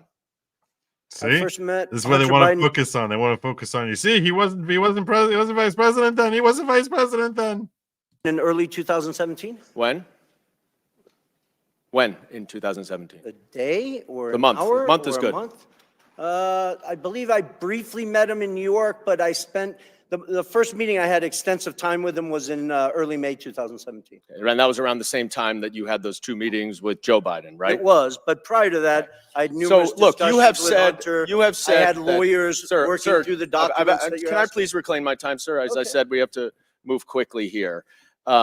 Unfortunately, in your testimony earlier today, one of my colleagues asked you about that meeting at the bar, 45 minutes to 60 minutes. And you were also asked about that in your transcribed interview. And in neither of your answers did you mention any discussion that you had at that meeting with Joe Biden about the Chinese business venture. Yet, in grandiose terms here today, you have declared that Joe Biden was involved and that you have mountains of irrefutable evidence to support it. So let's look at the mountains Hunter Biden said it too. of irrefutable evidence. You provided the committee with a screenshot of a text message that is between James Gilliard and you, dated May 11th, 2017. You see this? I don't know if you can see it. If you can't see, it's just you and James Gilliard, though, right? You remember this text I message, don't I'm know. sure. Generally, yes. All right. And in it, Gilliard writes, "Man, you are right. Let's get the company set up, then tell H and family the high stakes and get Joe involved." And 2 days later, Mr. Gilliard sent an email to you, CCing Rob Walker and Hunter Biden, in which he suggested a division of the company and included a proposal of, quote, 10% held by H for the big guy, question mark. You remember that, right? The infamous email with the big guy? Yes, Yeah. I do. Did anyone ever respond to that email? Yes, they did numerous times. Sorry. Did Hunter anyone Biden ever- himself did. Excuse me. You're right. Well, no, I Did think anyone that's e- important. Did anyone ever respond? Yeah, numerous times. No. Next question. Important because Sir, Hunter did anyone Biden has ever claimed that he didn't Can you answer my respond to it, questions? and he responded to Okay. it. I believe You're just 3 going to times. filibuster. I reclaim my time He's that's not running out. filibustering. He's giving you important information. It's not what you want. That doesn't make him filibustering. But I will say, no one responded to the big guy reference for 10. Thank you So for making my what- point. They didn't have to respond Right. And because they then, all knew the big sir- guy was Joe. You don't walk around saying there's oxygen in the air because everyone knows it. I Biden. reclaim my time. Mr. Chairman, please control the witness. I would like to say, Look at him laugh. Look at Comer laugh. He's answering your questions. to get a little extra time, Mr. Chairman, because I want to read what Mr. Gilliard said to the Wall Street Journal. Quote, "I would like to clear up any speculation that former Vice President was involved with the 2017 discussions about our potential business structure. I am unaware of any involvement at any time of the former Vice President. The activity in question never delivered and project revenue. 9 days later, the agreement without Joe Biden was signed. You and James Gilliard wanted Joe Biden involved, and that is why Hunter Biden dumped you and did the business That's a on his blatant own. lie, And Mr. I yield Goldman. You back. know better. Chairman's time's expired. Only time he's lying is when he's talking or making gestures, or even somehow he manages to do it through mind meld. I'm convinced that's the only time Dan Goldman lies, as if he's making any sort of indication as to what he thinks truth is. Chair now recognizes Mr. Higgins from. So that was that was one guy I wanted to check out. He's not happy with the fact that he was called a liar in the opening of this whole thing. Oh, here we go. Everyone wants AOC. Let's get AOC.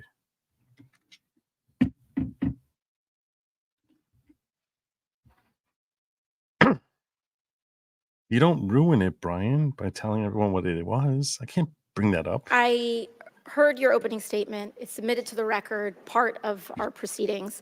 I have a quick question. Simple.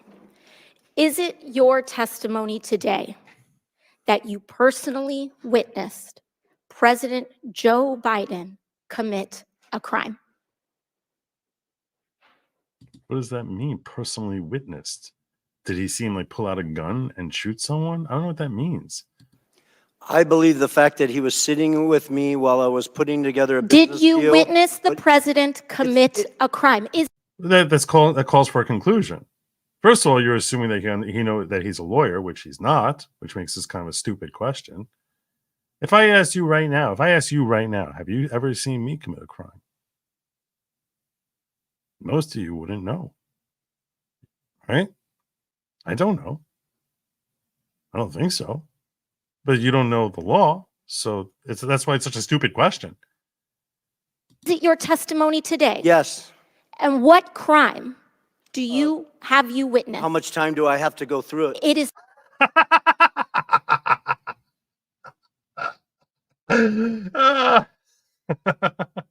simple. You name the crime. Did you watch him steal something? Corruption statutes, RICO and conspiracy. What is it? What is the crime? He's listing them. He's answering your question. Sir. You specifically. You asked me to answer the question. I answered the question. No. RICO, you're obviously not familiar with. Corruption Excuse me, sir. Excuse me, sir. Excuse me, sir. RICO is not a crime. It is a category.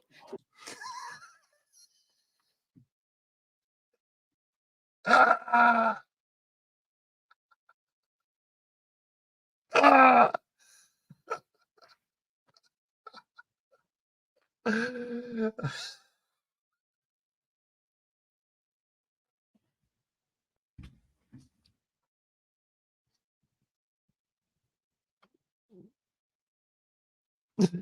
heard you said it, but I didn't see it yet. And just the conviction with which she says it, RICO is not a crime. It's a category.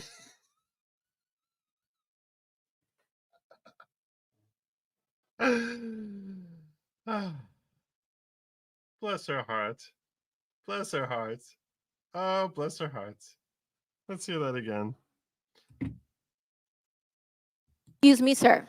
RICO is not. And it's the head bobbing. RICO is not a crime. It is a category. Oh my God. Oh my God. Most powerful bartender ever. Oh my God. RICO is not a crime. Oh, so I guess you're unfamiliar with that whole thing happening down in Georgia with Trump, right? You're a little unfamiliar with that. RICO. Oh, God. Stupid woman. Excuse me, sir. Excuse me, sir. Excuse me. I actually saw someone in the chat here say, like, I don't remember who it was, Looter, I don't remember who it was, someone up here saying that AOC destroyed Bobulinski, which I'm like, trust me, nobody can destroy AOC the way AOC can destroy AOC, Alexandria Ocasio-Cortez. Me, sir. RICO is not a crime. It is a category. What is the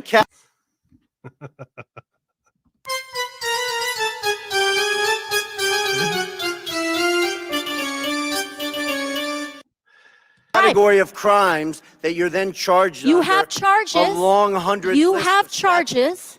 Sir, You want please me to name the exact statute Sir, under RICO? yes. Well, it's funny. In this committee room, everyone's not here. There's over 18 All right, sir. I reclaim my lawyers time. that I went to reclaim law my school. time. I I'll leave reclaim it my up to time. you guys Okay, to thank define you, the sir. I statute reclaim my under time. RICO. Reclaim my time. Stop. Reclaim my time. Stop. Reclaim my time. Stop. Stop. Stop. Reclaim my time. Reclaim my time. God. Thank you for being you. Clearly, what we are seeing here today Is idiocy. is a continuation of the 15-month saga of the Republican majority lost in the desert. Impeachment. Oh, so questioning Bobulinski isn't going so well. Time for me to get on my soapbox here because it's not going well. 101. The majority party or whomever is raising impeachment must accuse the president of a high crime, a specific high crime or misdemeanor. I would like to submit to the record HRes 918, the House resolution to open this impeachment inquiry. Without objection to order. This resolution does not outline a high crime or misdemeanor. It's not here. Now, when we compare the chairman's opening from his previous opening, he's talking about Ukraine and Burisma and all of this. This entire inquiry is based on a blockbuster piece of information that was in a classified SCIF room. And inside that room was a document alleging President Biden directly of a $10 million bribery scheme, a $10 million bribery scheme, extremely serious. What happened? What happened a month ago, Mr. Chairman? That document, the FBI arrested the person who offered those allegations for falsifying his testimony to the FBI. This entire impeachment inquiry is based on an actual, provable individual who has lied. Now, responsible leadership would withdraw an inquiry based on that. Withdraw it. Instead, what we are seeing is that this committee was warned about the falsehoods of these allegations long before that, warned by Trump's Secretary of State, Mike Pompeo, and yet they proceeded anyway. The chairman proceeded anyway. This committee was warned by Rudy Giuliani associate right here, Lev Parnas, after that document about the falsehoods of this. Then held hearings where your own expert witnesses said that there was no grounds for impeachment, and you proceeded anyway. And finally, as if none of this was enough, the FBI arrested the individual who was the source of the entire, to quote the chairman, heart of the matter, to launch this impeachment inquiry, and proceeded anyway. At this point, the story is not the fact that the basis of this impeachment inquiry is wrong. The story is why it's proceeding anyway. Why is this committee proceeding based on false charges? And by the way, no charges. I have yet to hear in the chairman's opening the allegation that they are specifically charging the president of the United States with. Rico?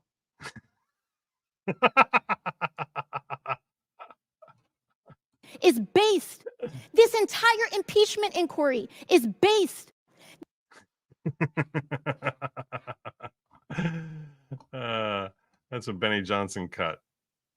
My God. Oh my God.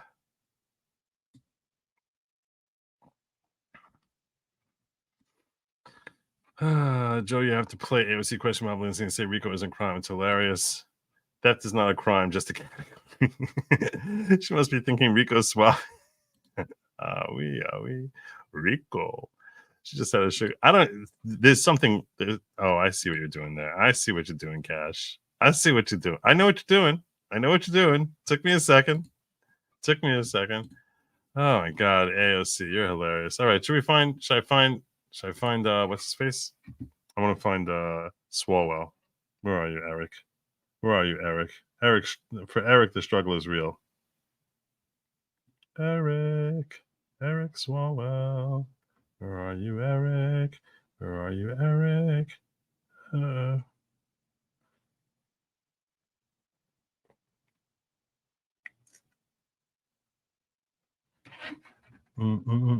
Did I go too far? Normally he's a little earlier than this.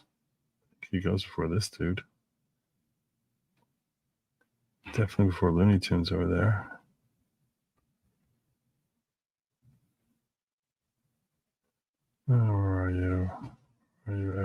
Did I miss it? Was he before? Was he before AOC?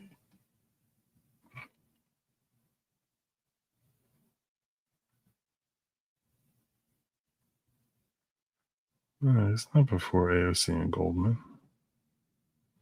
There's Rokana. Let me see.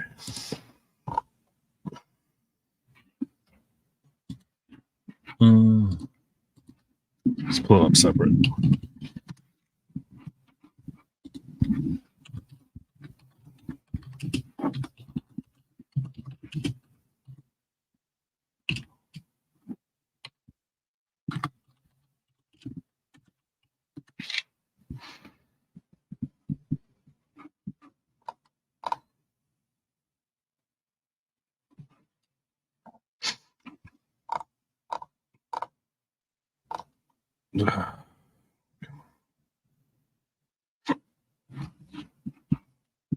That's not working.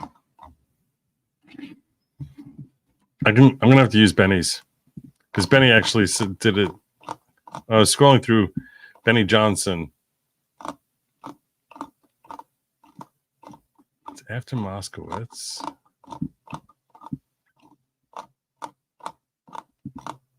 It's after AOC.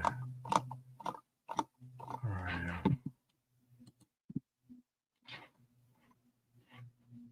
All right.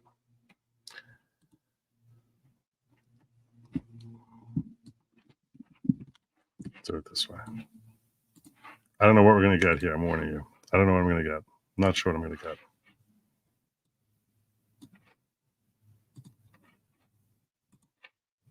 This can go any of two ways.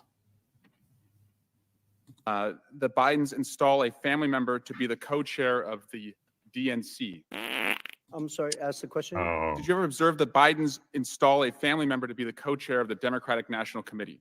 I did not. Did President Biden or anyone in his family take $2 billion from the Saudi government? Not that I'm aware of. Did President Biden or anyone in his family get fined $355 million for tax fraud? All right, I don't want to do it like this. This is not my thing. That's not my thing. Benny. I get it. We all know about the sliding cup, the magic sliding cup. I really just want to see him asking his stupid questions. Where are you?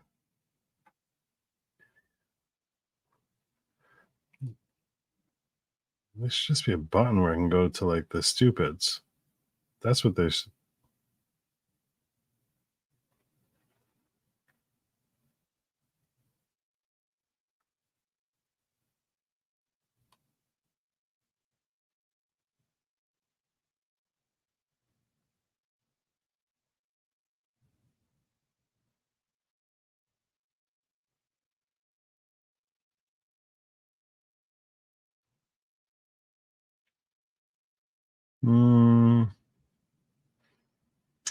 Dang it.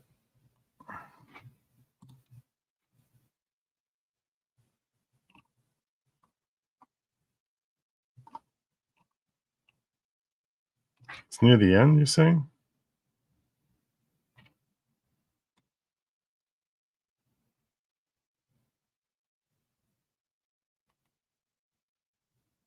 I'm searching this way.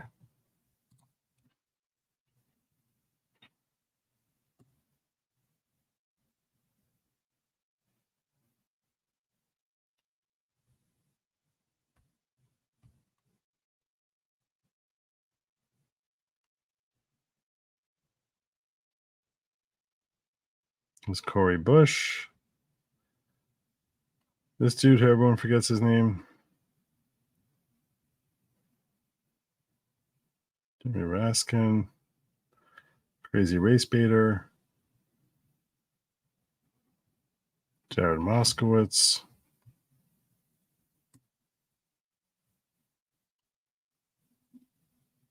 Lauren Boebert.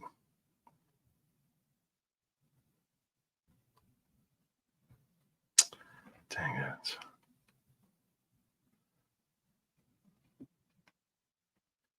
I'm losing patience. Not going to kid you.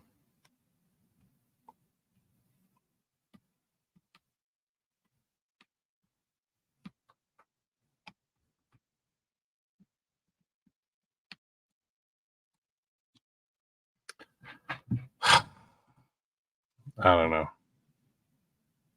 I don't know. You're saying it's not that far back. Hey, you want to give me like a thought here? Because I feel like I can be searching through this for a long time.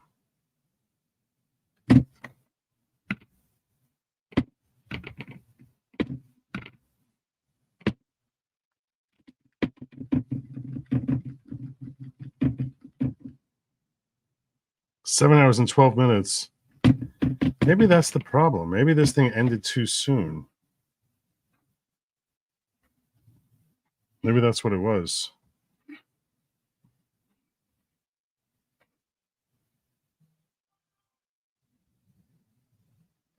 Seven hours and 12 minutes. What are you all saying? All right, let me see if I can find a different impeachment hearing because this is too short.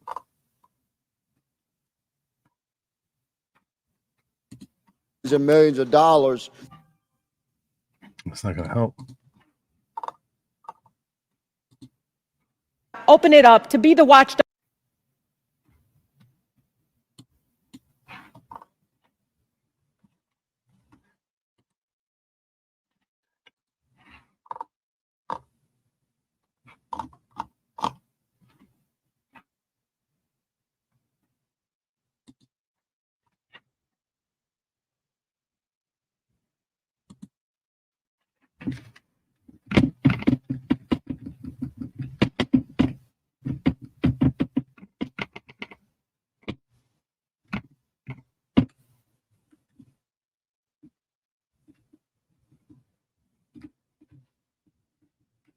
I think it depends on what.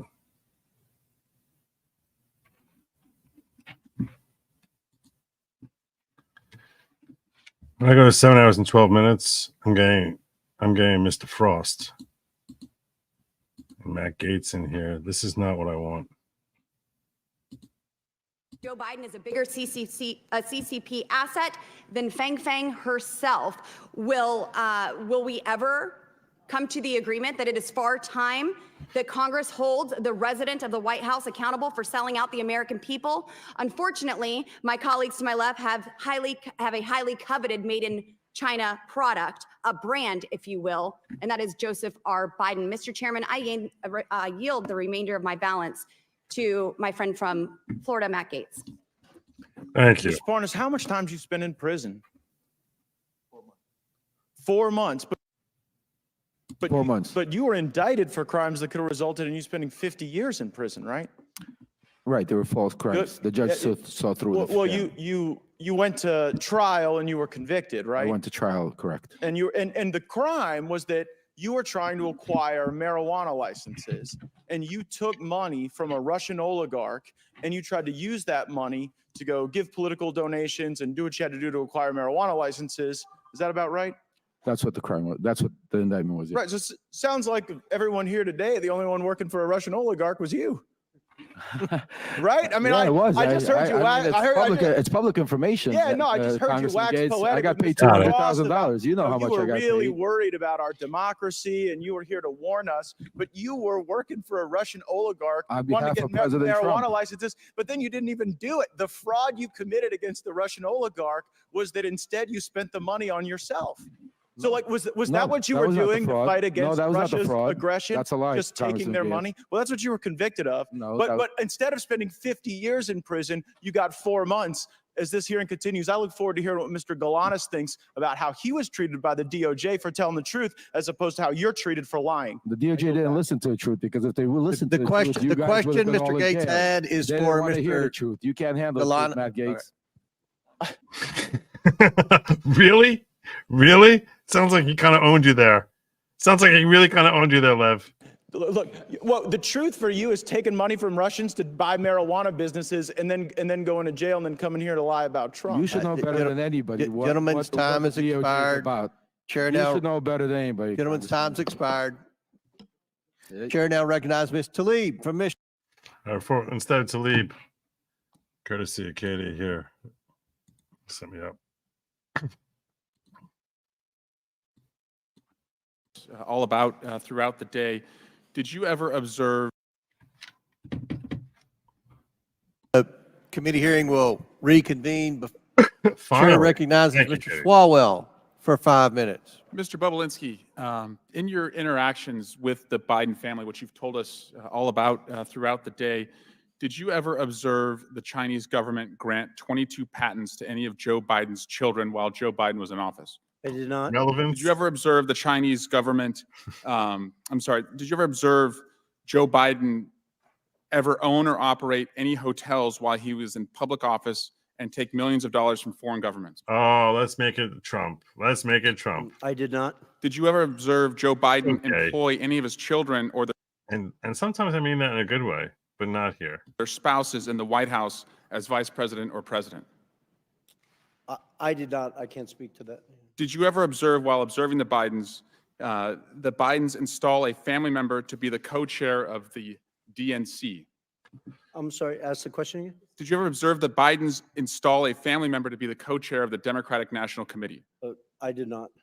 Did President Biden or anyone in his family take $2 billion from the Saudi government? Not that I'm aware of. Did President Biden or anyone in his family get fined $355 million for tax fraud? Not that I'm aware of.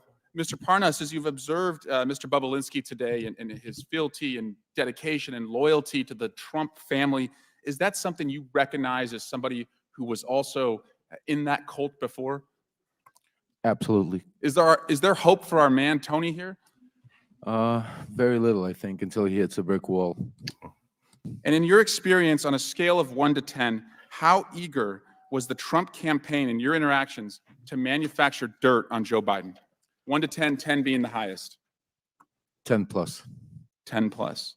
Would it surprise you, Mr. Parnas, that the Russians and in their disinformation campaign outlets, none of this is saying he didn't do it. None of it. None of it. Have often cited Chairman Comer's testimony and allegations against the Biden family? Still doesn't mean he didn't do it. To make their own allegations against Joe Biden. No, it doesn't surprise me because that's exactly what they want to happen. Mr. Chairman, it's over.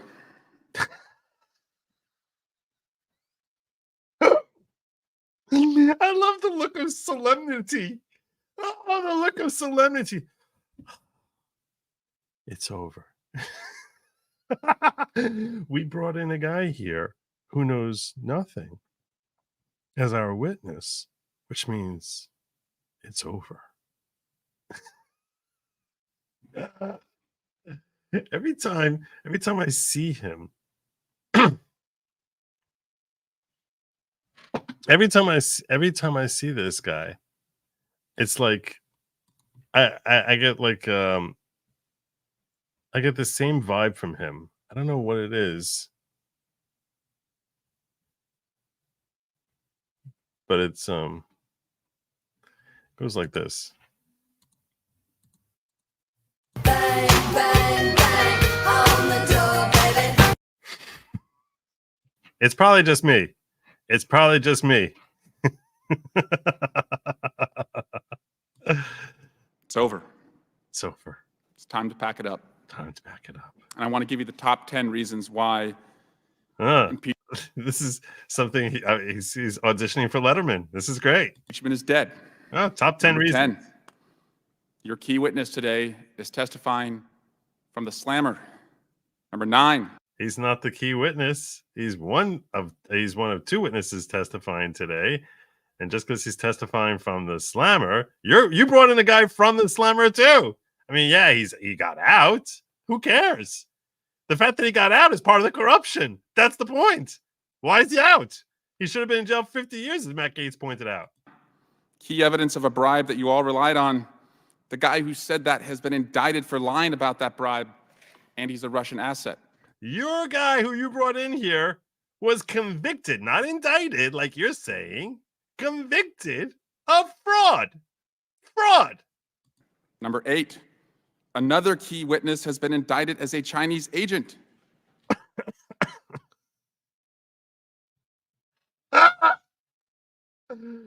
Oh my God.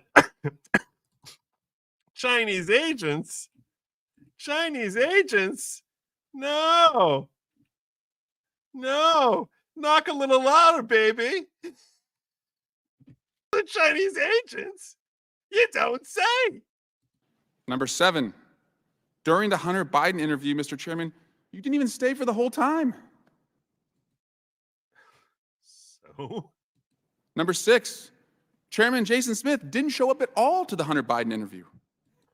How is this relevant? The same day, number 5, Daryl Issa said it's a big nothing. Oh, well, he said it's a big nothing. So did Raskin. He also said that. So that's proof. Number 4, today Jim Jordan began his remarks not by relying on any evidence for this investigation, but he went off attacking the DOJ about what they're doing with the Catholics. Number 3, I don't remember that. you all still have not sent the articles of impeachment for the Mayorkas impeachment to the Senate. And that happened last month. Number 2, you're haven't sent it, it hasn't been received. now talking about a criminal referral. But if you had evidence for a criminal referral, then you have evidence to impeach somebody for high crimes and misdemeanors. And that's exactly what this investigation is. And number 1, and I'm sorry to say this, Oh, you're not sorry to say it. Fox News isn't even carrying this today. In fact, one of their anchors, as they broke away 10 minutes in, said, this is the same hearing over and over and over. At what point? That's your number one? That's your number one? Whether it's covered by Fox News? Now I understand how a Chinese agent slipped into your bed. No, I get it. Sorry.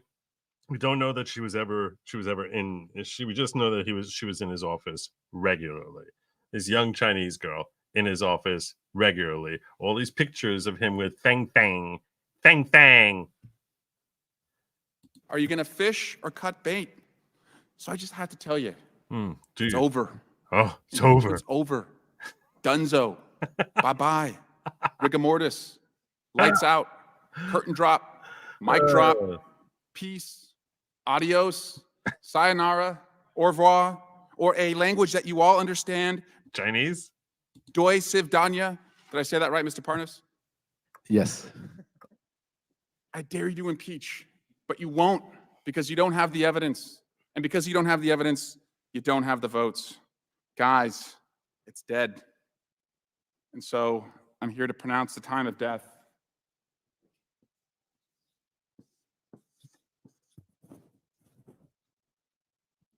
$5:16. Say it in Chinese. Impeachment is dead. 5:16. Say it in Chinese. Say it in Chinese. Call it in Chinese. Oh my God. Call it in Chinese. Oh my God. Biden impeachment's dead. Joe Biden has been acquitted. Gentleman's time's expired. Chair now recognizes Miss Luna from Florida for 5 minutes. Mr. Parnas. That was Lauren Broadway. That was great. That was great. Oh my God.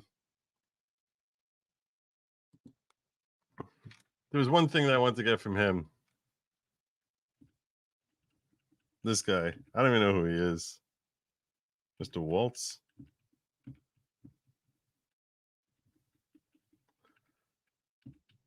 Maybe I'll just pull up. Let's just pull up Benny's clip and then call it. And then call it. Let me pull up Benny's clip here. Does I still have you, Benny?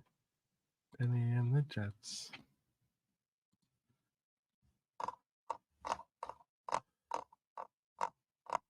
Where are you?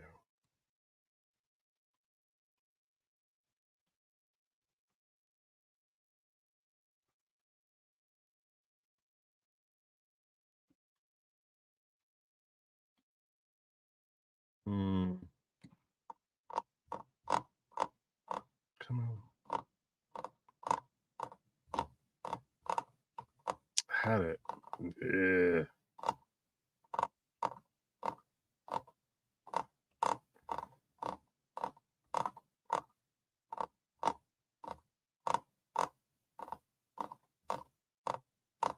Well, we'll just pull him up here.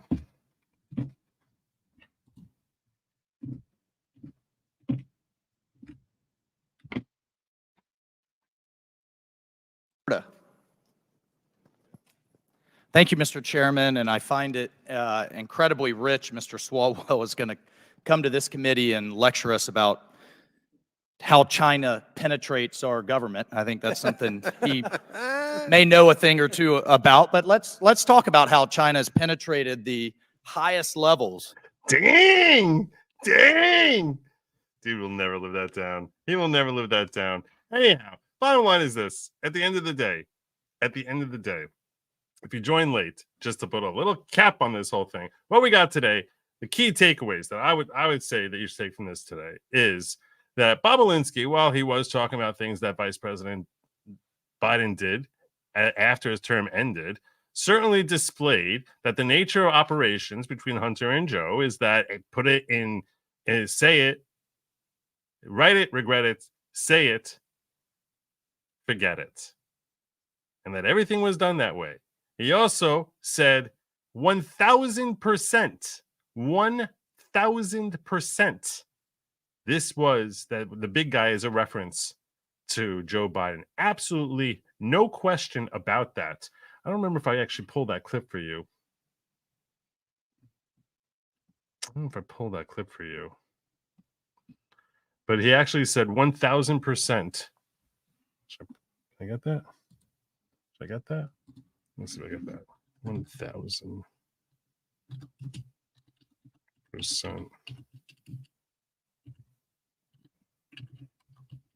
Let's see if I can pull it real fast.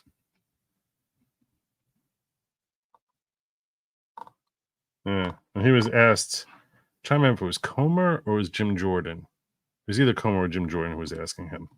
And he said 1,000% that he is the big guy. So yes,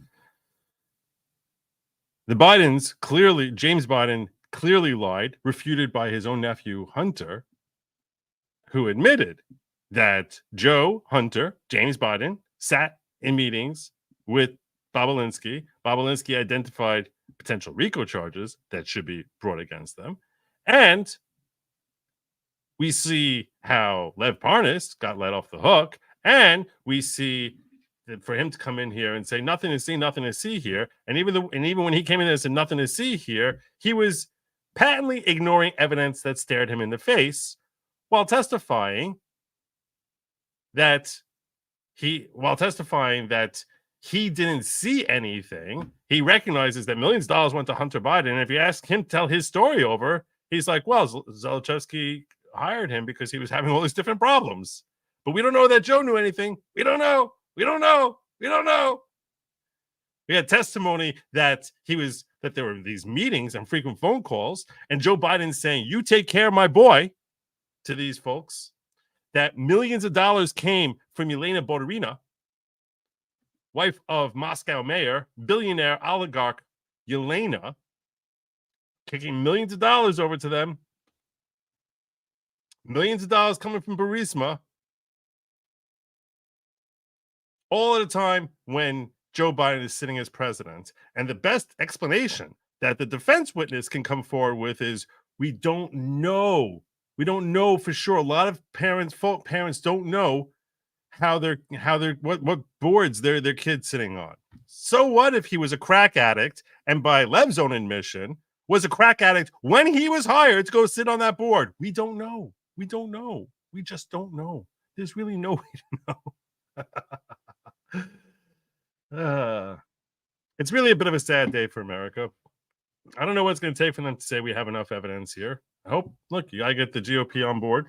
Obviously, go forward with it. And clearly, he'll never be convicted by the Senate. We know that. But articles of impeachment, draft them up. If your representative in the House is unwilling to impeach Joe Biden for influence peddling, find one who will. That's what I got for you. That's what I got for you. Find one who will. Now, I want to just also share with you this, that in a couple of moments, I am going to be doing an after party on Locals. I'm going to pin it here in the chat. It's in the description down below. What I plan on doing in this after party is that I'm going to be covering a speech that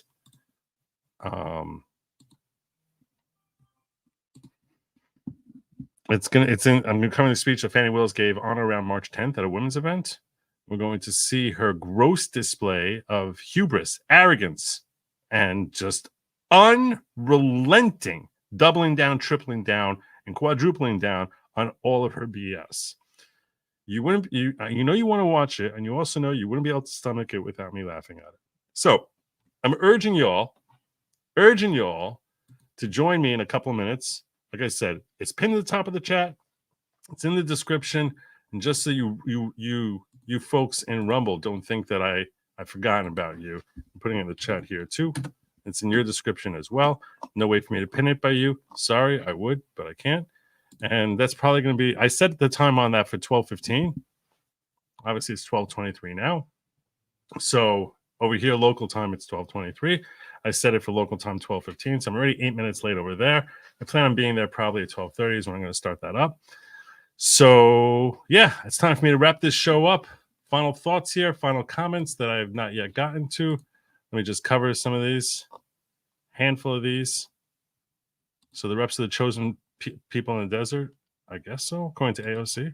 If feckless Republicans had any brains, they would have used violation of immigration laws. Simple, did it or didn't do it. High crime for impeachment, not a complicated financial scheme. I'll agree with you that as a selling thing, you're right, Robin. That if you want to sell something, you always want to keep it simple, stupid. Yep. And thank you for that, Katie.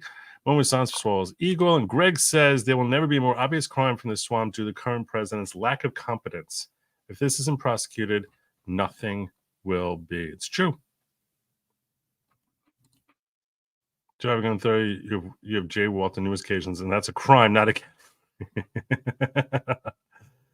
like Admiral Hux from The Last Jedi. I don't remember that.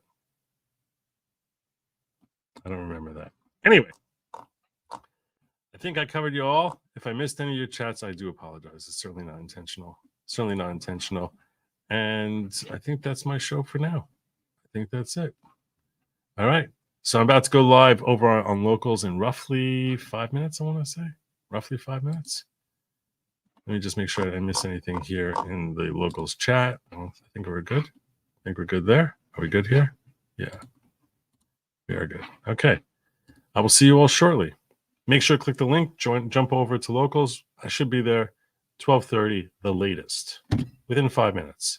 People are starting to assemble in there right now. Link is in the description. Link is in the chat. It's going to be some fun times checking out Fanny's remarkable levels of hubris. I thank you all for joining me here tonight. Tomorrow I plan on doing a stream on playback. Follow me at goodlogic.locals.com. That's goodlogic.locals.com. Have a good night. And as always, Godspeed.